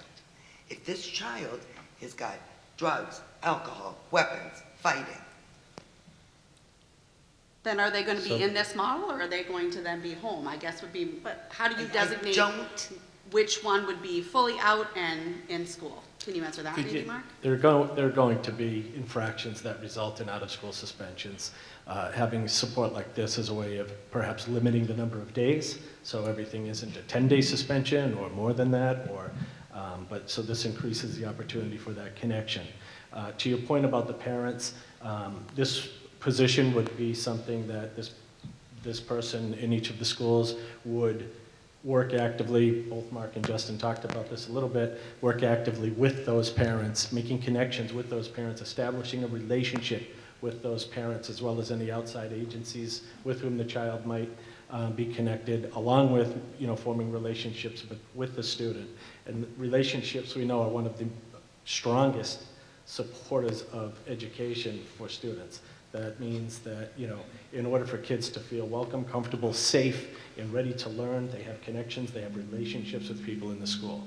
The last point just about parents is, parents, just like kids, are in different places at different times with different challenges. We know that. We can offer support, we can work to connect with them, but ultimately, we can't make them fulfill their responsibility. If you're talking about what you have for an idea of responsibility. You're fulfilling their We're responsibility. not, well, what we're doing is, we're working with the child, with the student, while we have them here. That's the only control we really have, is to work with the student. And I'm not saying control the student, I'm saying to work with the student. We can't control what the parent does or doesn't do. That's not something that we have any purview over. All we can do is control what we do when we have the student with us. And so that's the important part. And if we can make those connections and one of the things to know is, a lot of times, we have kids that come to school that you say, why are they coming to school if they're misbehaving so frequently, or, there's all these issues going on, and every time they're here, they're really struggling. The reality is, for some kids, we might be the safest place. We might be the place they feel most at home, the place they feel most connected. And so we want to increase that opportunity. We want to make that available to them as often as possible and grow on that, so they continue to feel safe and comfortable, and we help them to be able to alter their behavior, to be able to stay in our schools and follow those rules. Okay. Kristen, then Mark. So Sheila, I 100% agree with you. We have these group of kids, and I'm not saying they're bad kids, like we have bad kids, but we have a group of good kids following the rules, doing what they need to do, and they're struggling, and they need that support. And I agree we need to figure out how to address that group, as, that's a critical group we need to address. And I also agree with what Kim said, is we need to address with, why are these kids ripping sinks off bathrooms or doing this damage, and how do we address that? So those are two big points that I think we need to address, and I don't think we should focus on this and not those. I think we need to focus on all of those areas. But looking at this area, I see it, I see it differently. I see it as a deterrent. I see having something like this. There are a lot of kids, and I've talked to a lot of really good parents that are beside themselves because no matter what they do with their kids don't care. They will come here and they will do whatever to get suspended because they know they're getting tossed out and they get to go home and their kids will sleep all day because these parents can't not be, I mean, they have to go to work, they have to do stuff, so they can't always just be there. So there's that struggle that's outside. So I get that we don't want to be taking over the parental responsibility, but as Chris just said, there are so many kids that we don't know what they go home to. I mean, there are a lot of good parents, but we don't know what that environment is for these kids, and not all kids get the support. There are some parents that are, the helicopter up and above, and there's this whole group in between, and then there's this group that really just doesn't care either. And they're the ones that are letting their kids smoke and drink and do whatever in the house, and they're encouraging it. And they're just not there for their kids. So having something like this, and I don't know the exact structure of how, because I do think there's got to be some balance, but because I worry about the one kid that just keeps getting in trouble. So that, as Kim said, we have one teacher to one kid. That's not right when we have other kids that clearly that are busting their butt to try to get somewhere, and we don't have that. So there's a balance that has to happen there. But if these kids know they're not just going to get tossed out and get 5 days to sit at home, and they are going to have to be accountable, or they have to sit, in a room and not do anything and not have the freedom that they're looking for, hopefully that's going to address like what Kim said, and there's going to be they're going to be less inclined to rip that toilet seat off the toilet, because they're going to know they're not going home for 5 days. They're going to go sit in a room, and they're going to have to do work, and they're going to have to do things. We used to have admins. But and I know counselors doing this work. I don't understand. And I can't answer that. You read this. This is an admin and a counselor. Yep. You read this description. That's an admin. All day long. Mark? At this point, does anybody know how many suspensions we have in the middle school and the high school? What are the numbers that we're talking about here? There are too many kids that are getting removed from school without any support from us. Numbers. So Do you have numbers? I'm happy to get numbers in terms of to quantify those If you things. had to ballpark it now, what would you guess that number to be? Just a ballpark. I'll look at two people here in the audience. Yeah, Mitch is here. I don't want this to be like a poor reflection, just maybe a reality Just a of what number. the week is like the week before vacation, but I was suspended 10 kids in 8th grade this week. This week? This week. Suspended? Suspended. This week, and the week's not over. But hopefully it'll just be 10. And it's for a variety of things. If I could just chime in a couple of 2 cents, that's right. That'd be great. This is a hot topic. I appreciate how much we're caring about it. So this has come from a number of places. I'm hearing concerns, and I do want to speak to, Sheila, you mentioned about how things were 5 years ago at the high school, which I can't speak to the high school, but I can speak to middle school life. So if we have a student who's misbehaving, and if we're talking about suspension, it means that it's risen above just something that would be handled at the classroom level, or even a conversation, or past a call home. Something needs to be done. So the question then comes to our mind is, have they done something that would rise to the level that they should not be in our school community that day, need to be sent home? So that out of school suspension. Ideally, we want to keep them in. That's how we stay connected to them. That's how they continue learning. That's how they don't fall behind. And maybe if they're a D student, that's how they don't fall to becoming an F student. So to your point about what we do with them now, I can tell you for an in-school suspension is that we manage them the best we can. And by that I mean between our admin team and counselors, we put them in a location and we do our absolute best to check on them throughout the day as we can. But that's if we have one. So then if we have 2, they have to go to another room. And if we have 3, of which we've done many times over, they're in another space. And we're doing a dance. I'm hopefully not getting myself in trouble, but we do our best dance to stay in touch with them all the time. But it'd be different than having someone who was with those 3 kids or those 5 kids. I actually wouldn't envision it being ever a one-on-one situation unless all of a sudden kids' behavior was amazing. Because if you have 750 kids in any environment, stuff's gonna happen, and that's across different grade levels. So 5 years ago, were they maybe managing 1 kid in that capacity at the high school? For sure. Our behaviors are up. I mean, and I will definitely get you those numbers as well. But we're doing a dance by trying to keep them in as much as humanly possible, and it's not a perfect dance. A position like this would allow somebody, a professional, to work with that student to keep them in our school community as much as possible connected, because they're exhibiting behaviors that maybe they're trying to push away from us, and we're trying to keep them in. To Mark's point about a classroom setting where you have 20, 25 kids and a couple are upsetting the apple cart, that makes it challenging for the kids who are at the CD trying to get through and get that education because someone next to them is misbehaving to the point of causing that disruption. So we're really just trying to figure out what to do. And we definitely don't have all the answers. So I'd love to say this is like, hey, do this and everything's gonna get better. But we're trying to figure out how to make it better. So to the original point about can we manage them? We do an okay job managing them the best of our ability. But oftentimes when I make that difficult phone call home to a parent, I gotta say this too. I'm looking at people up here as parents of kids who have gone through our district or are still going through there. You guys are highly involved.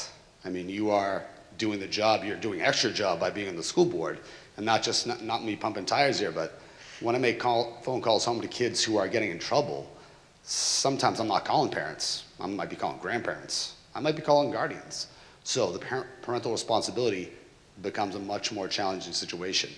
And Mr. Kellen's situation, point was, sometimes the kids are just happy to be in school because it's not home or wherever they call home. So it's not just one kid, it's a percentage. You look at 750 kids, you're probably talking about a 10% of kids who are in some challenging situations, and we're trying to figure out how to keep them connected to us while also helping all of the other kids as well. And the teachers, because the teachers are having kids disrupting them. Absolutely. It's So our whole school my question community. is Yep. also, what happened to detentions?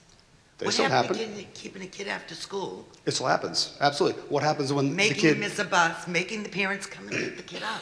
But what happens when they do it again? And again, like we do have progressive discipline, as they can attest to.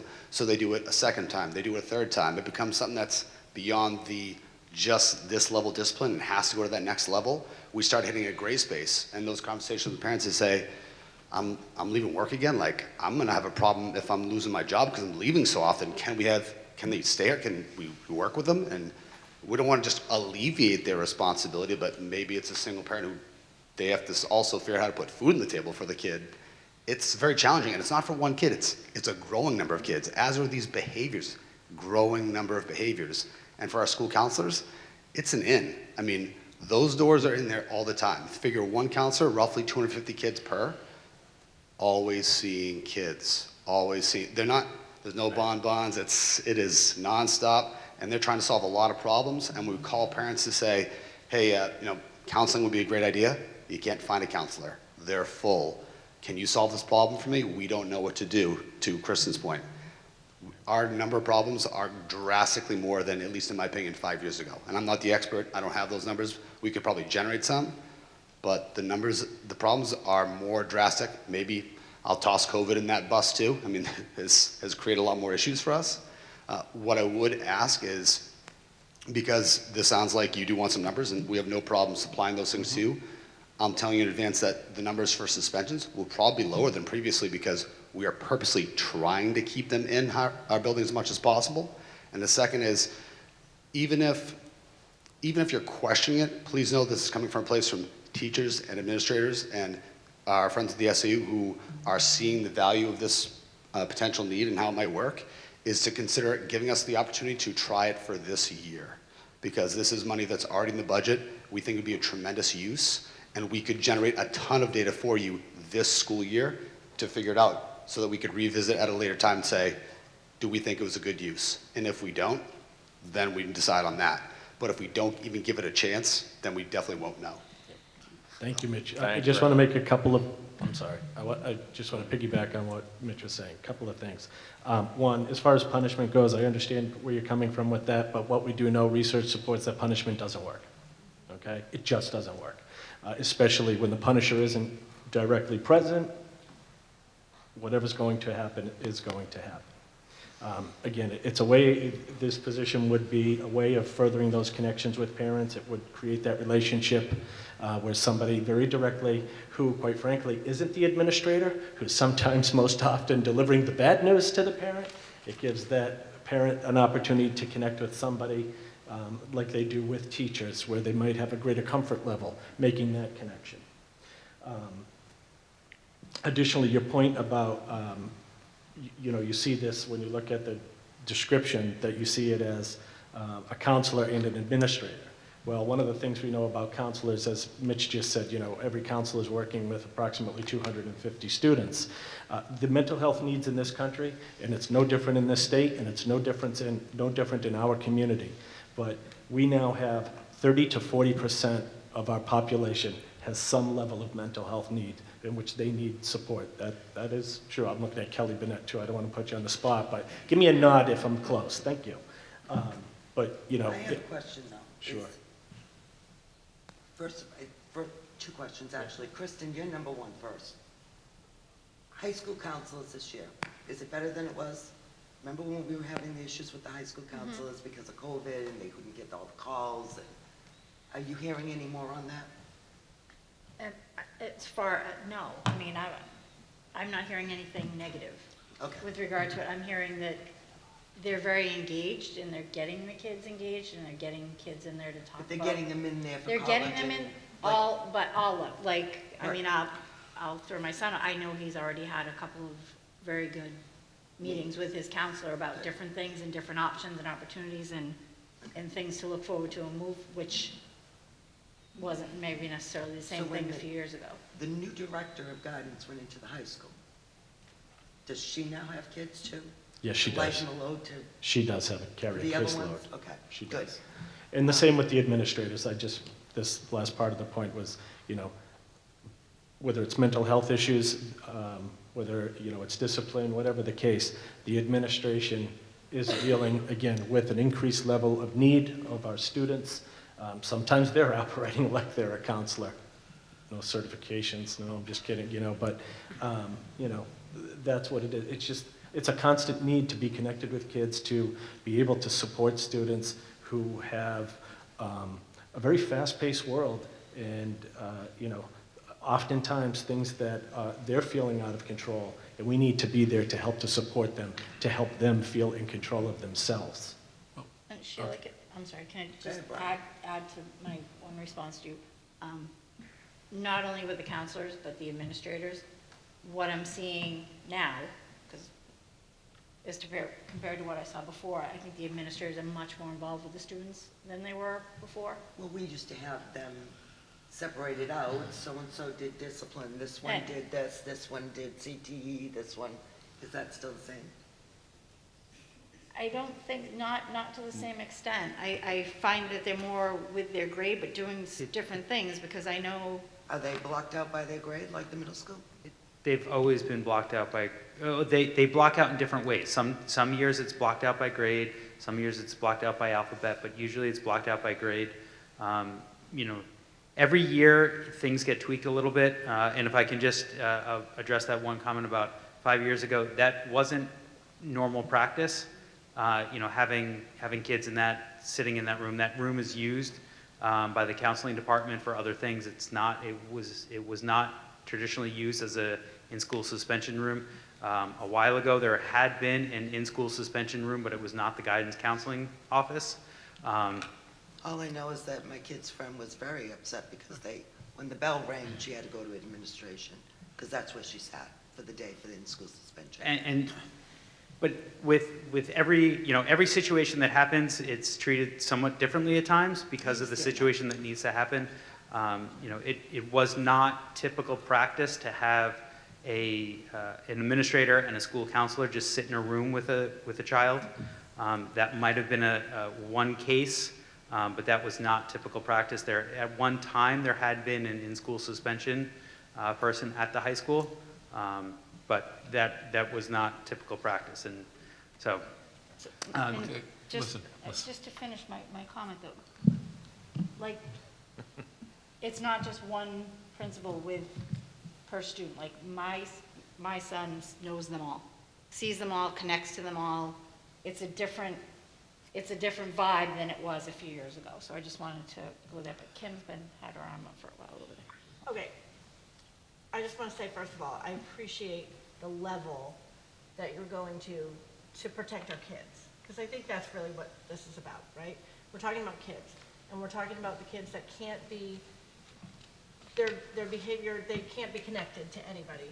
So we're going to protect them, right? Because that's what we have to do. We have to protect the kids. So I appreciate this. and I agree with this 100%. However, where are these positions coming from? Like, what were they, why are they open?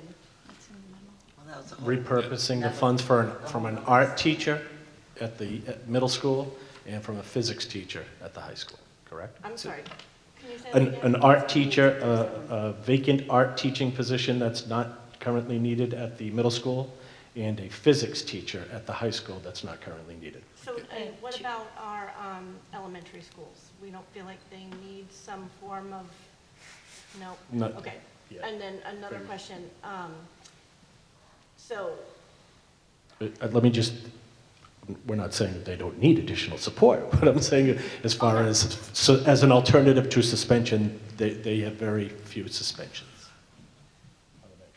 so I think at one point in time, we were talking about social workers, having a social worker be somebody that could tag in, because our guidance counselors, they are handling a lot of things that they don't, that's not really in their purview for that kind of stuff. So is this, in your opinion, and Justin specifically, better than if we were to repurpose those for social workers for the district? You can't, because we don't have a line item for social workers. That has to be added into the next budget year. Social workers carry their own certifications in the state of New Hampshire. I think there's some overlap in terms of what we'd be asking to do with the job description, particularly the incorporation of the family into the reporting out of what that student's day looked like when they were serving in school. I think the difference is traditionally a social worker would go to the home and be practicing in the home and really also have the focus, unlike what Chris has talked about, of also having the family as a priority at the table, where this position, the student remains the priority. The family is incorporated, that they're talked to, but it's not necessarily coaching the family around being with their child or how to navigate challenges or circumstances. It's really about face time with the child. Okay, So listen. basically, you're saying Okay, that yeah, we... this has been going on, wait, listen. Just one more point, Brian, if I may. Okay. So we can't put social workers in, and we've talked about this, and I've talked to Chris about this. We can't put them in because we would need to put a line item in for them. And so you are looking at a situation now where we need to do something. We have these 3 positions. Here's what we can do at the very best of our ability with what we have right now. And that's what you're asking. Is that what you're saying? Correct. Thank you. Can I jump in here? Go ahead, Kim. Brian's right. We've been beating this around for I don't know how long. You can certainly, because you've got 2 unfilled positions, fill this with these, whatever these positions are, without repurposing these positions in this budget cycle. There are a couple reasons I would do this. 1, we basically have new administration up and down this district. 2, we see changing demographics, and we see increases in enrollment. So 3, we are 1 meeting before we have to finalize the budget, and I feel it's too short to be eliminating positions that have just been brought to light for the school board. And I have this personal affinity for physics. Why we would ever eliminate any STEM position and repurpose it is beyond me. That's a whole nother conversation. So I feel like if this is we have done this in the past where they've hired and used budgetary money, that you do that, but I am not in favor of repurposing these positions at this point in the budget cycle. Okay. I'll finally get to speak myself. I'm going to go with what Mark brought up. It seems like a while ago when it started, but I would like personally to know more about some numbers. I mean, I think the idea has merit. I'd like to know what we're talking about here. And to piggyback what Kim just said, December 15th, I think this is not the right time to be making decisions on positions right now. Having watched your budget meeting there, I guess I thought it was live, but I guess I was corrected. It was a week earlier. This is how exciting my life is to watch, a budget committee meeting. And I think we're looking at a significant increase in the budget. So we got to be very careful with what we do. And you're talking equivalent of 2.5 people, and again, I think the idea has fantastic merit, but I think this board has already had some healthy discussion. I'm glad that Mr. Metzis was here. I'd like to hear also from the high school principal, because it's you guys are right there in the building. You get that first-hand view what's going on, so that's important for me to make a decision. And I just think tonight we should just table this, not make any vote on this item tonight. Can we, I was gonna suggest the same thing, that we table it, and I guess, and if we're gonna do that, the numbers that I would be interested in, because the discussion was brought up, is what is the average number of students that would be in with this on a daily basis? I mean, I know that's gonna fluctuate. I'm hoping you're not usually suspending 10 8th graders, but I also realize you have 6th and 7th graders as well, so, you know, how many kids generally, what would our daily average look like? How many times throughout the year would this be? What would the trend be that nobody is suspended? I mean, is there ever a day that we don't have anyone suspended or type thing? I mean, so how many days out of the year would it be 0 or 1? But just an idea of what the numbers are, because as Sheila said, we can't do this to have one student on an average in this room, because it's not fair to the other kids that are working hard and need that additional time. And perhaps disciplinary trends as well, since they have made an effort not to suspend as many. So the trends, you know, be it violent or disruption of property or what have you, going up or down, those numbers might be, you know, useful as well. So I think having that information would help to lead towards a decision, so. If we And put it's this off till not next. something you needed an answer on tonight. I mean, I know you Right. liked it, but this isn't something that, there's not some law that we have to comply with by January 1st, so we have to decide this tonight. I mean, this can be tabled and talked about at a future meeting, correct? Correct, certainly not a law, but just advocating a best practice. Yep. And can I ask for one more thing too?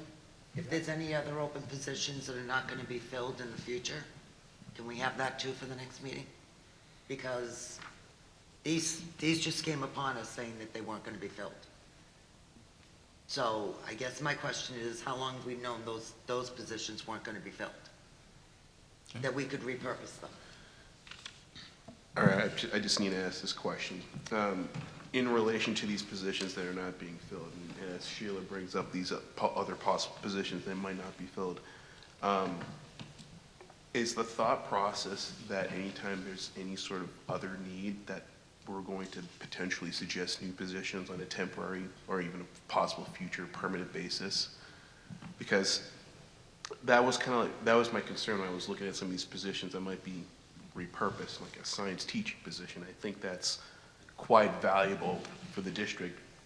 I mean, not to say that these support positions aren't important. I totally see the value there, but when we're trying to, for example, improve STEM opportunities, and you're taking on a science teacher, that kind of works against that effort.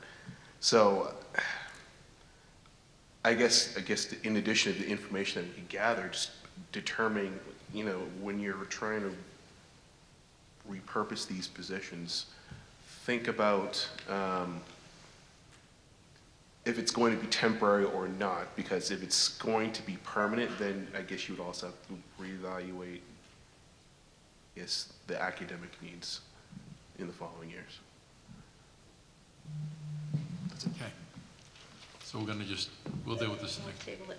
table it for a future meeting. Next item on the agenda, non-union wage proposal. All right. In your packet, you have an executive summary regarding the non-union wage proposal, proposing a 4.5% wage pool for increases for non-union employees. We have 729 staff, of which 42 are non-union. This would create a wage pool for salary increases to be distributed based on performance evaluations, all of which, other than the superintendent's position, the superintendent is completely at the discretion of the school board, of course, but the money lives in this same account, and that's why my position is included in this. And so it does outline in the executive summary that the pool would result in a $122,713 pool for salaries, and then there's the additional FICA of $9,388 and $18,610 in the New Hampshire retirement system for a total cost of $150,710. Important to note, the technology positions, we have had a petition that the theatrical production technician is not included in the group of technology specialists, but the technology specialist, senior tech specialist, technology network administrator, and senior technology specialist. I believe I have it corrective when I say that all of those positions have since petitioned for a membership in in one of our unions in TAM. And that process is ongoing, but again, the money for any increases in the salaries for those positions are in this account, so those are included here. If they were to get membership into that union, that would likely change the total amount. But this is just a pool. This is not a guarantee. This is not a wage increase for all of these individuals listed at that rate. This is a pool for determination. Correct. I want to make that clear that it's Yes. What was the pool last year, you know, percent-wise? 4.5%. 5? Oh, they gave me the 5. 5%. Yeah.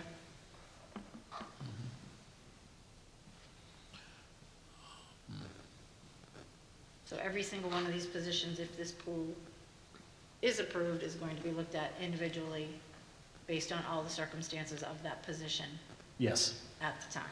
Yes. Do we expect a time to hear back from about the technology people? It's being looked at. I mean, I heard from the law firm that they don't have any information as we speak. Right. I don't believe we have a date yet from PELRB. Is I'm going to go out on a limb here. The rule of thumb that we've always gone by is it's status because they filed its status quo until we hear Status them. quo. Okay. So that pool will be created, but there's really nothing we can do with that group. Right. We're just creating the pool because right now they're not in that. So Right. they would be part of this pool, but nothing can be done. Right. Right. So, It's likely that what happens with that determination happens after. It's possible that it could happen after the March vote.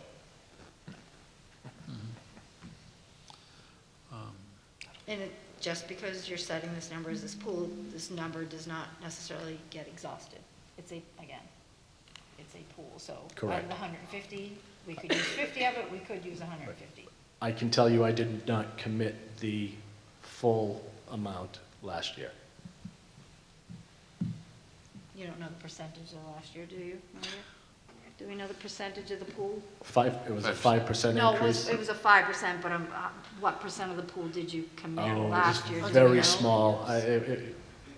Maria can tell you probably. I'm sure she can. Just- It's a matter of time. Not that you would be held to that again, and just Right. for reference. Yep. We don't need to do anything with that, do we? I'm sorry? Do we need to do anything with that? With this, I think. Yeah. Yeah, they're looking for an action. We have to approve.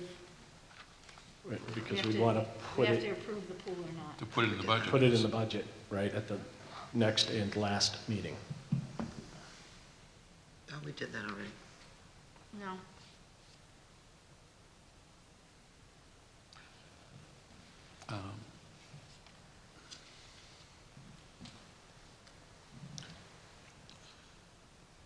Well, I agree with what Chris is saying. It's a pool. And you're now, what has been, four union negotiations this year? And no two are the same in terms of percent, you know, and everyone has, they're all unique in terms of, some get steps, others don't get steps. You guys don't get steps. No.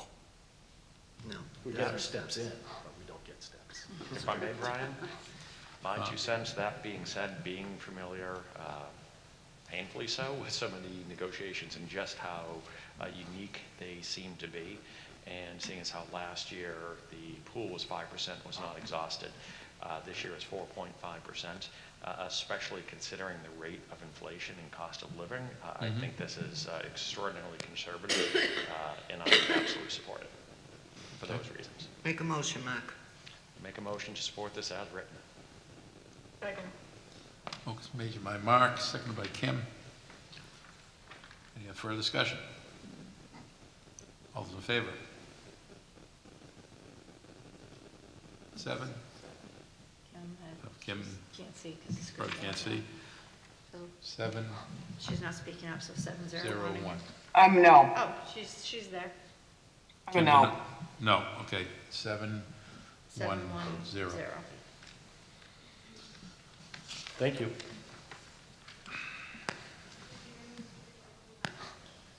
I'm sorry, what, Maria? Okay, thank you. I didn't hear that. You did not use $5,200 out of the pool last year.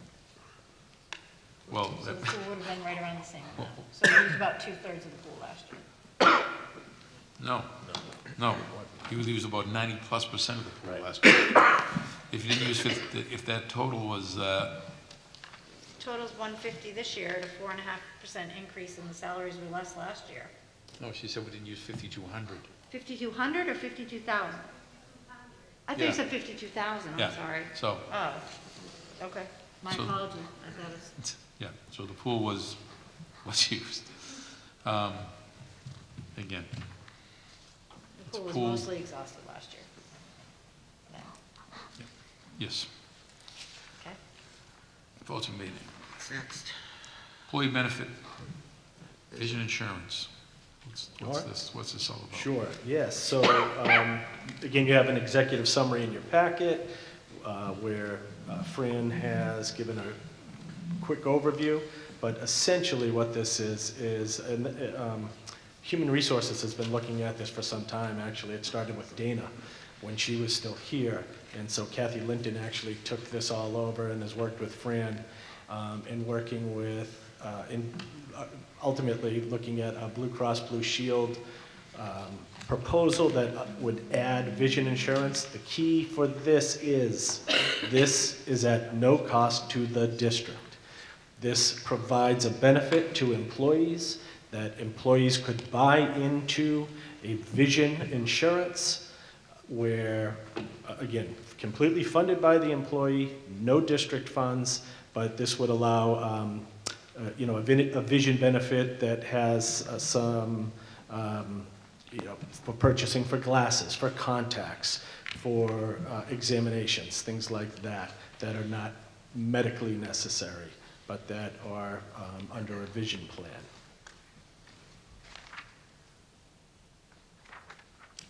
So again, basically, it's because we're a group, it's a reduced rate that we're then bringing this back. It's part of, but if the employees want it, they can jump in. If not, they don't have to, and we don't pay anything.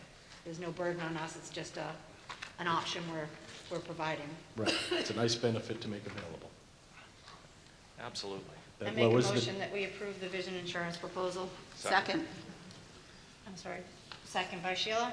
No, Shauna. Oh, Shauna. Shauna, I'm sorry. Motion I- by It's okay. Kristen, second by Shauna. All those in favor? No brainer. Okay, opposed? Kim's logged off. Oh, okay. No So brainer. 7-0-0. 700. Thank you.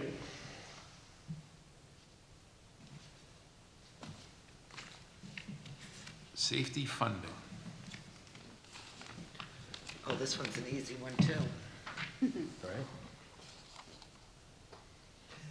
Here comes Maria, but yes, they want to give us money. We want it. No, it's an easy one. Can I just make the motion? Trying to help us out here, Maria. It's Christmas time.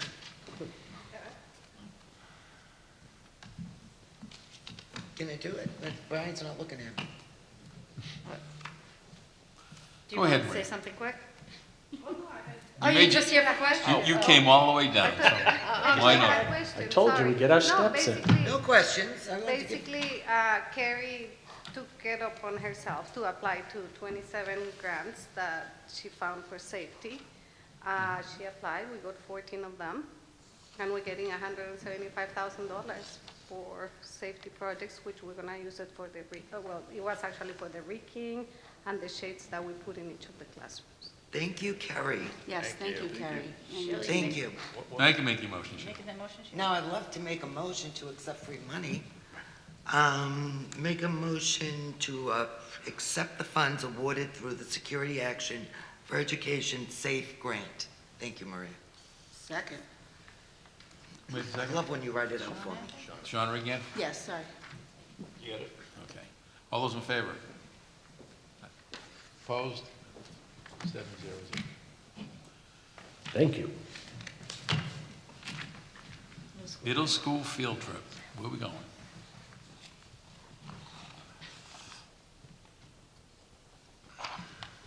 Thank you, Kelly. Take this one on. I'm Kelly Bennett. I work at the middle school, have been in the district for 17 years.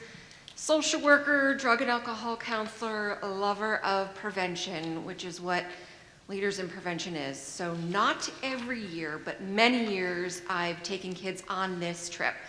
It's a weekend away. Teen Institute is fully staffed, so I go with another partner, and we take a group of 8, and they are busy from the minute that we get there until their parents pick them up, really taking a look at what does our school need, what might our community need, how do we action plan, how do we do this?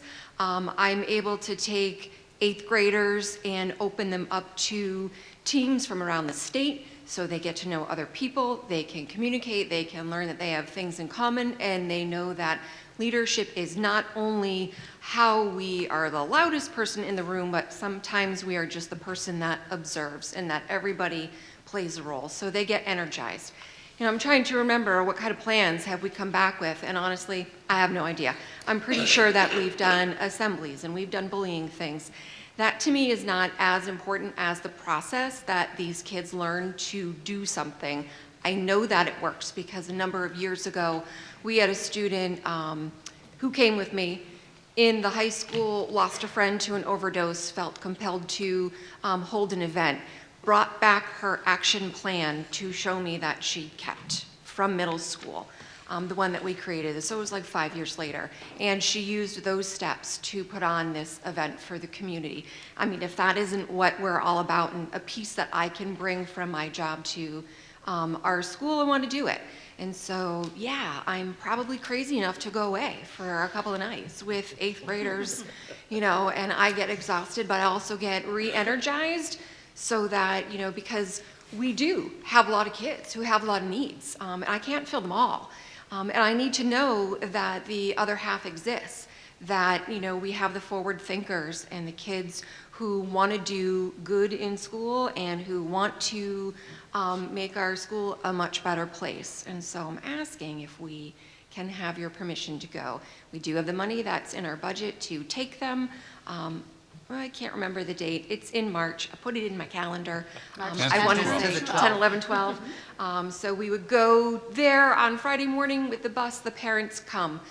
Teen Institute does all the lodging. You know, we take care of all that. I take care of all the worried, you know, I'm homesick kind of stuff. They are technology free during that time, which is really great because they learn how to socialize without, you know, the phone right in their pocket. I've been affiliated with Teen Institute for probably 25 years. It's really fantastic. So yeah, looking to get back into going with a team again. What are your questions? There's no cost at all to the kids' parents? No. It's all Yep. taken care of? We take care of it all. Including the bus on the way up and back? Including the bus on the way up. No bus on the way back. Parents pick up. Oh, Parents pick parents them up. drive up and pick? They drive up and they pick it's them like up. Hobie, And I okay. warn the kids, you are going to talk to them for about 15 minutes and then you're going to fall asleep, and that is usually true. Yeah, it's like Hobie, okay. Yeah. I'll make a motion to approve the 8 children to go to the Leaders in Prevention field trip to attend March 10th through the 12th of 2023. Second. Motion by Sheila, seconded by Michael. All those in favor? We're down to 6, so 6-0-0. Appreciate it. Thank you for these More opportunities enthusiasm for our next time when you students. present Thank you very much. They'll really have a great Your day too. dedication. I'll have a team. We've done some Teen Institute training already this year, so I didn't follow my own directions, and I took double the amount of kids that I was supposed to take to a leadership day. So from that pool, I'm going to take kids to come back with me. So they're all very excited. Thank you They'll for be the opportunities for our customers. students and your dedication. Yeah, no problem. Enjoy. Thank you. Thank you, Kelly. Thank you. Okay, we got the warrant on the agenda, which we've, I guess, stays on the agenda until Yes. Nothing's changed. nothing's really changed here. Well, we did add, because it was prior to the vote? ratification vote, Yeah. that did not pass, so of course, you can disregard the numbers and all that are in there. There is a little bit of time left, so perhaps we will still have a warrant to put on here, but you can disregard under Article Article 7. is the TTA one. Yeah, and how do we leave the, Maria, how do we leave this lease purchase agreement? Where are we waiting for some numbers from, Yeah. right? Boy, she has to walk all the way down Yeah, there. just- Sorry. It's her fault for sitting back there. She could have sat right there. No.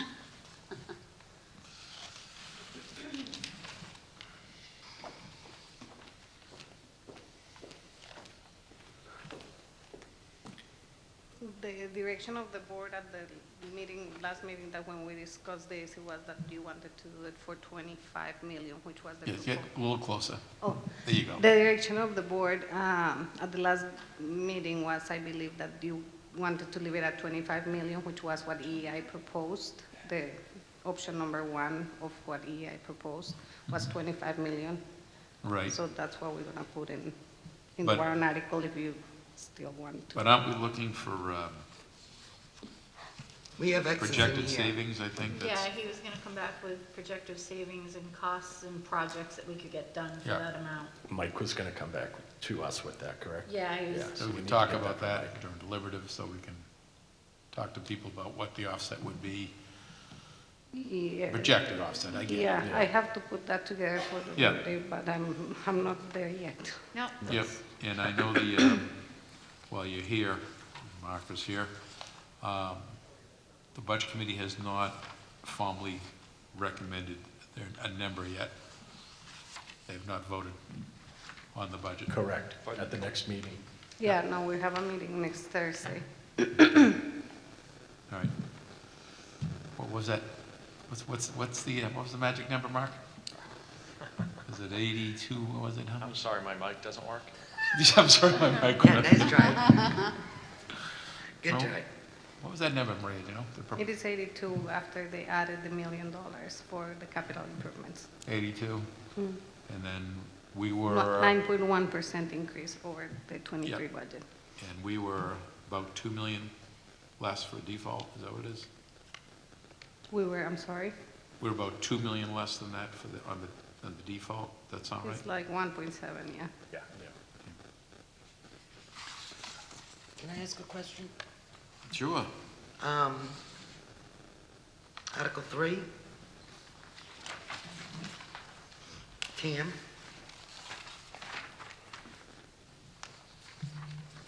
Yeah. It's the first time I'm seeing these numbers. Yeah, it is. That was ratified by them? Do we know? No, no. Not yet. Not yet? So it's just a placeholder. What about the TAU? Is that ratified? Yes. TAU, you said, correct? Yes. Yeah, yes, So those are solid numbers. yes.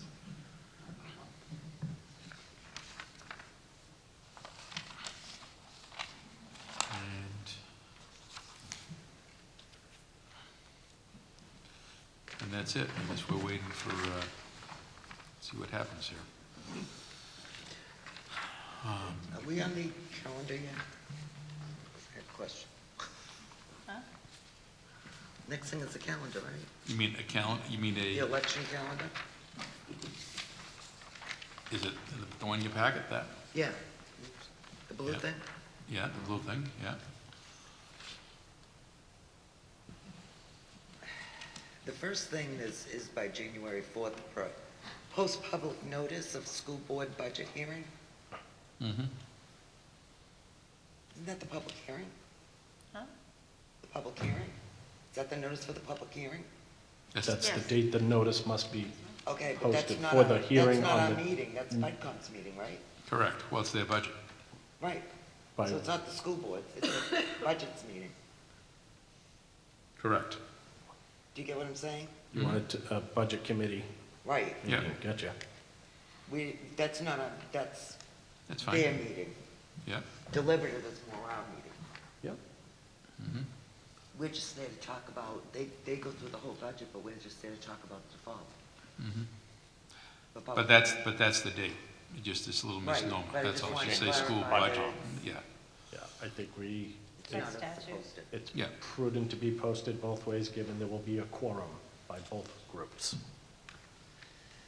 We can just put the Timberland Regional School District Board budget here. Yeah, that's fine. I like it. Yeah, that's fine. I'll Works. second that.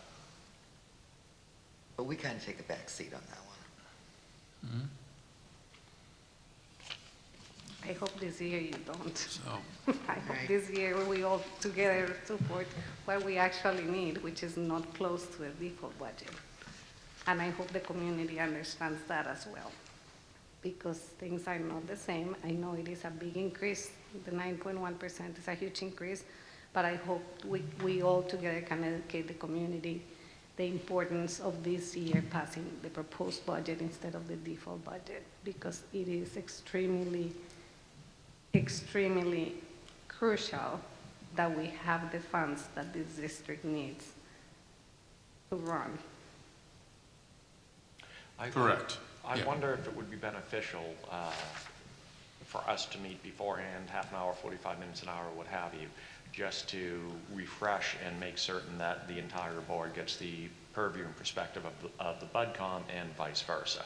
Because this is a much more complicated budget than we have had in the past. And if we end up going to default, it could be devastating. well, the principal difference, I believe, between the default and proposed is what's in capital. Right. Plus 700 and something thousand, I believe. Which is gonna. And I could be mistaken, but I believe it's. Yeah, Yeah. no, that's right. So yeah, So it's 2,700,000 difference? I believe, yeah, don't take me exactly Yeah. to the dot, but yes. So, yeah, so as Maria said, it's, for those who are still watching, it's kind of very important that we get this budget passed this year, because if you don't pass the budget, you are left with nothing to put into your facilities, which we're already behind on. That's the major difference. You don't want to put yourself in a position where you have no money in your capital. We have 9 buildings that, as we heard when EEI gave us the report, we have 9 buildings that are in desperate need of repairs. Yeah. And this million will only give us enough for maintaining Sure. the bare minimum maintenance of these buildings. So again, Yeah, we're I mis- know it's an education process to our community, which unfortunately we don't have a great attendance for the public hearing or the deliberative session. But we are working on a mailing that we're gonna share both social media and in the mail with our voters to hopefully help them understand the importance of going to vote this year and what do we really need as a district. Well, people have been talking for years about whether it's new schools or fixing things, and if there's no budget, if you don't pass the budget and you go into default, you really hurt yourself. That's not a good day for the district. It's not just a lower number. Yeah. It has Yeah, well, significant you don't. impact. It's a huge impact. The main being that the default budget is based on a budget that will be almost 2 years old by the time you get to use it. So there's no way, no entity in the world that can operate with a budget that was developed 2 years prior. There's no business that can do that. You would have to. The sad reality is you Right. don't want to.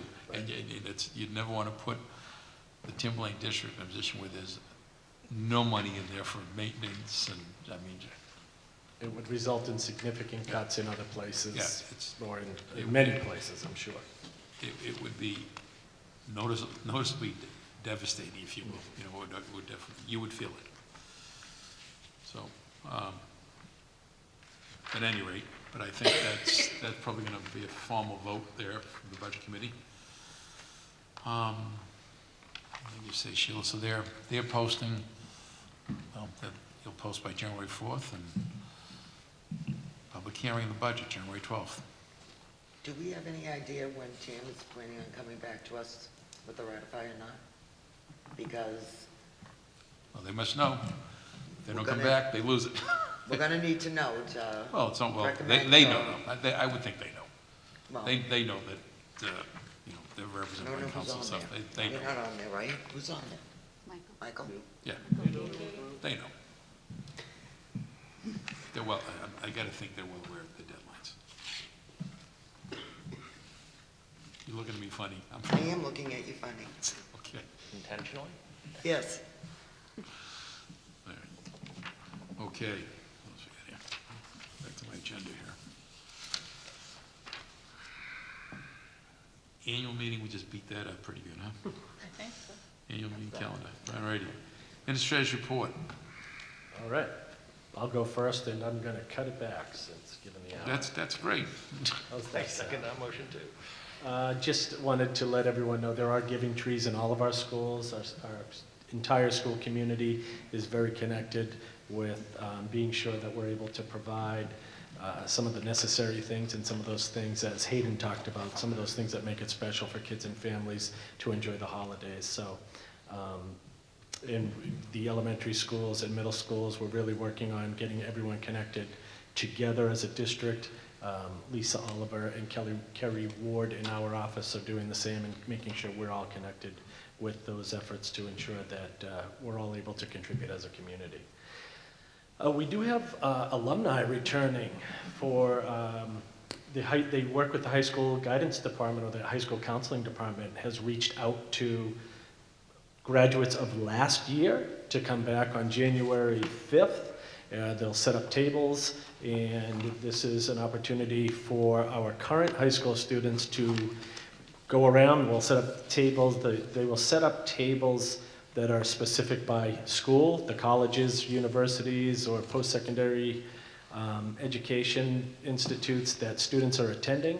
And this gives our current high school students the opportunity to go around and talk with students who are in their first year after high school in some institution, and ask all kinds of questions and get answers, you know, how well they felt prepared academically, what it's like to be living away from home, all those kinds of things, and to help them better prepare for college.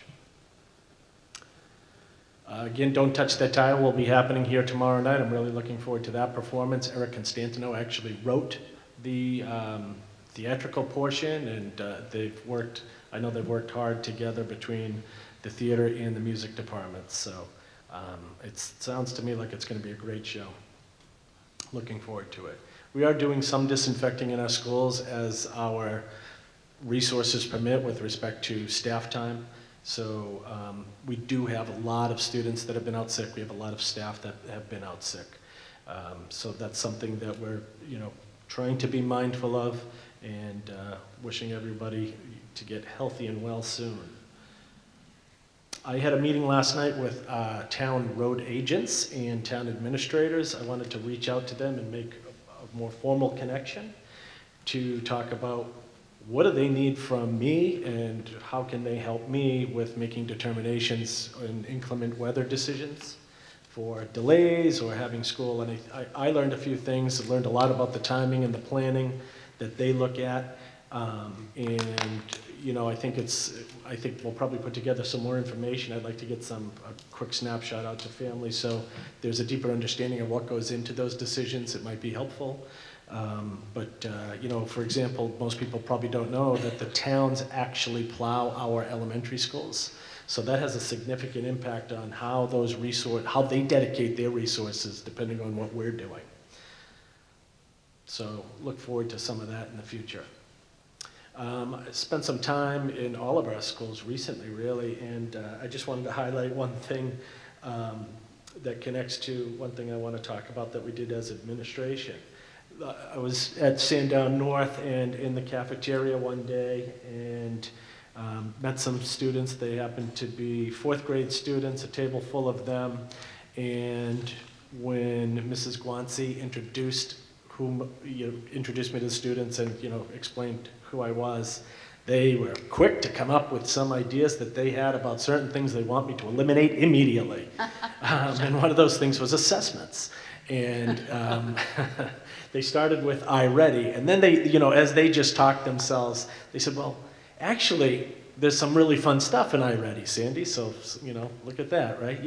And me being familiar with iReady, I know what they're talking about. It's, some of the skills development tools that they can use, the different things that it really, it's a teaching learning tool that is formatted like a game for them. So it's no secret that our young people enjoy games as an activity, so anytime you can connect any kind of learning activity to games, it's really helpful. I can tell you my son, who's a freshman in college, when he was back for Thanksgiving, some of his friends were over and they were on a video game that was really an academic video game that they learned about when they were in school here.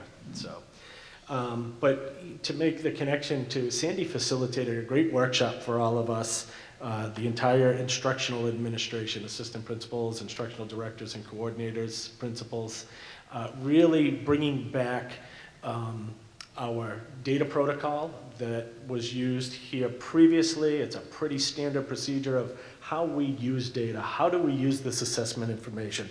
It's not just about taking a test. It's about using the information that we gain from students participating in that testing, along with all kinds of other tools and other ways of assessing students that we guide instruction with that. We have a deeper understanding of how students learn, what students need more direction and learning and teaching in, and coming up with our focus for instruction. So thank you, Sandy. It went incredibly well. I think it was incredibly beneficial for all of our administration to have a refresher in that, and we're going to continue bringing that back into our schools.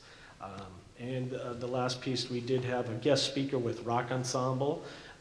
Mr. Schweiss coordinated with Mr. Lorenz and I, and we were able to have John Nato, who is the guitar player for Dirty Honey, which is a band that has had a #1 Billboard hit, a #3 Billboard hit, and they've toured with some of the biggest acts in rock and roll, and with the Rock Ensemble, they were enthralled, I believe. I'm not sure if Mr. Lorenz maybe was the most enthralled or not, but the students were deeply enthralled, asked John all kinds of questions. He was in his studio in Los Angeles, Zooming with us, and is really everything from what's it like to be in the business. He was also a jazz player, all of that. So it was really a unique opportunity, kind of one of those real world learning opportunities for our students. So I think we'll be able to bring him back another time and see some progress, because he did send some challenges out to the students to start writing some of their own music. So, and that's all I have. Over to Justin.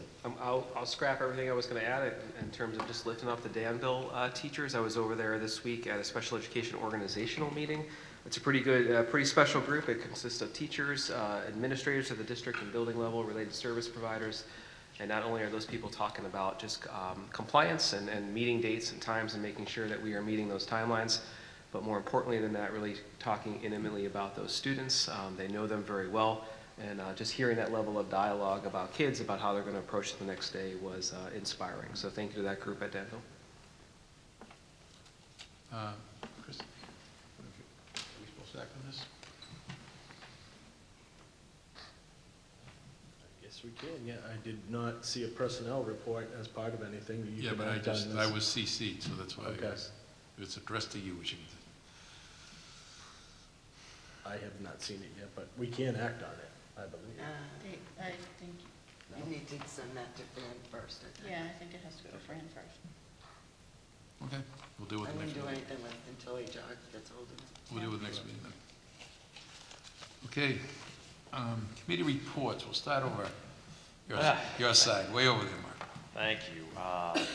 Last Thursday, the board committee and the TTA met in mediation. This was via Zoom, not real person, so the mediator had a Zoom room, and then he had two separate caucus rooms, one for the TTA representatives and one for the school board representatives. So except for the 2 minutes in the beginning, we really didn't see each other at all, and so the mediator would talk back and forth, and after 12 and a half hours of Zoom meeting, we reached a tentative agreement.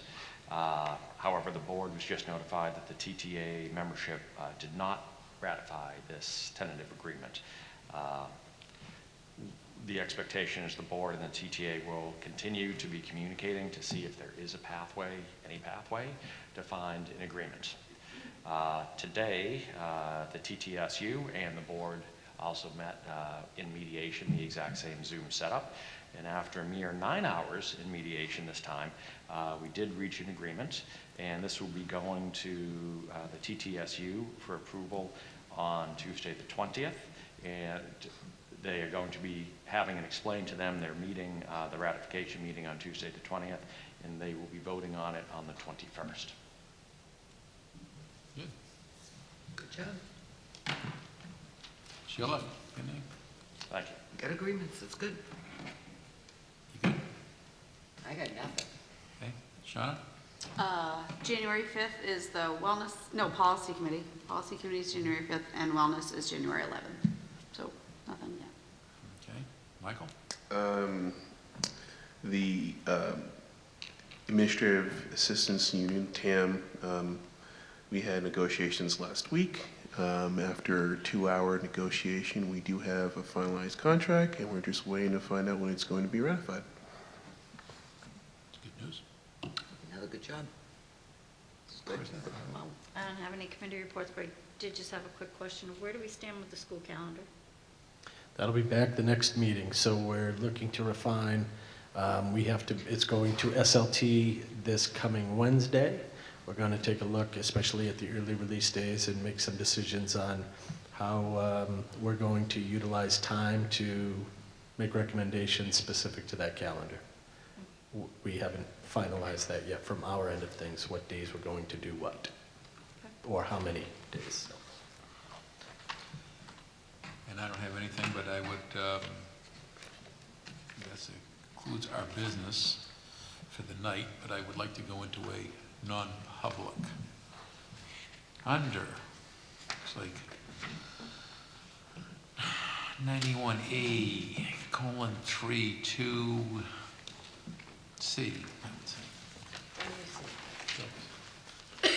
So, Are you looking for a motion for that? yes. I will make a motion that we go into non-public under that section. Second. We get that? Yep. All righty. So, Roll call vote. Sheila Levels? Yes. Katie Newton? Oh, she's, Shauna Manhorn? Yes. Brian Boyle? Yes. Stephanie Savage? Yes. Mike Sherwood? Yes. Kim McCormick? oh, she actually left. Michael Boucher? Yes. So, we're not coming back, We will not be coming. but happy holidays, everyone, and we'll see you in January. Merry Christmas.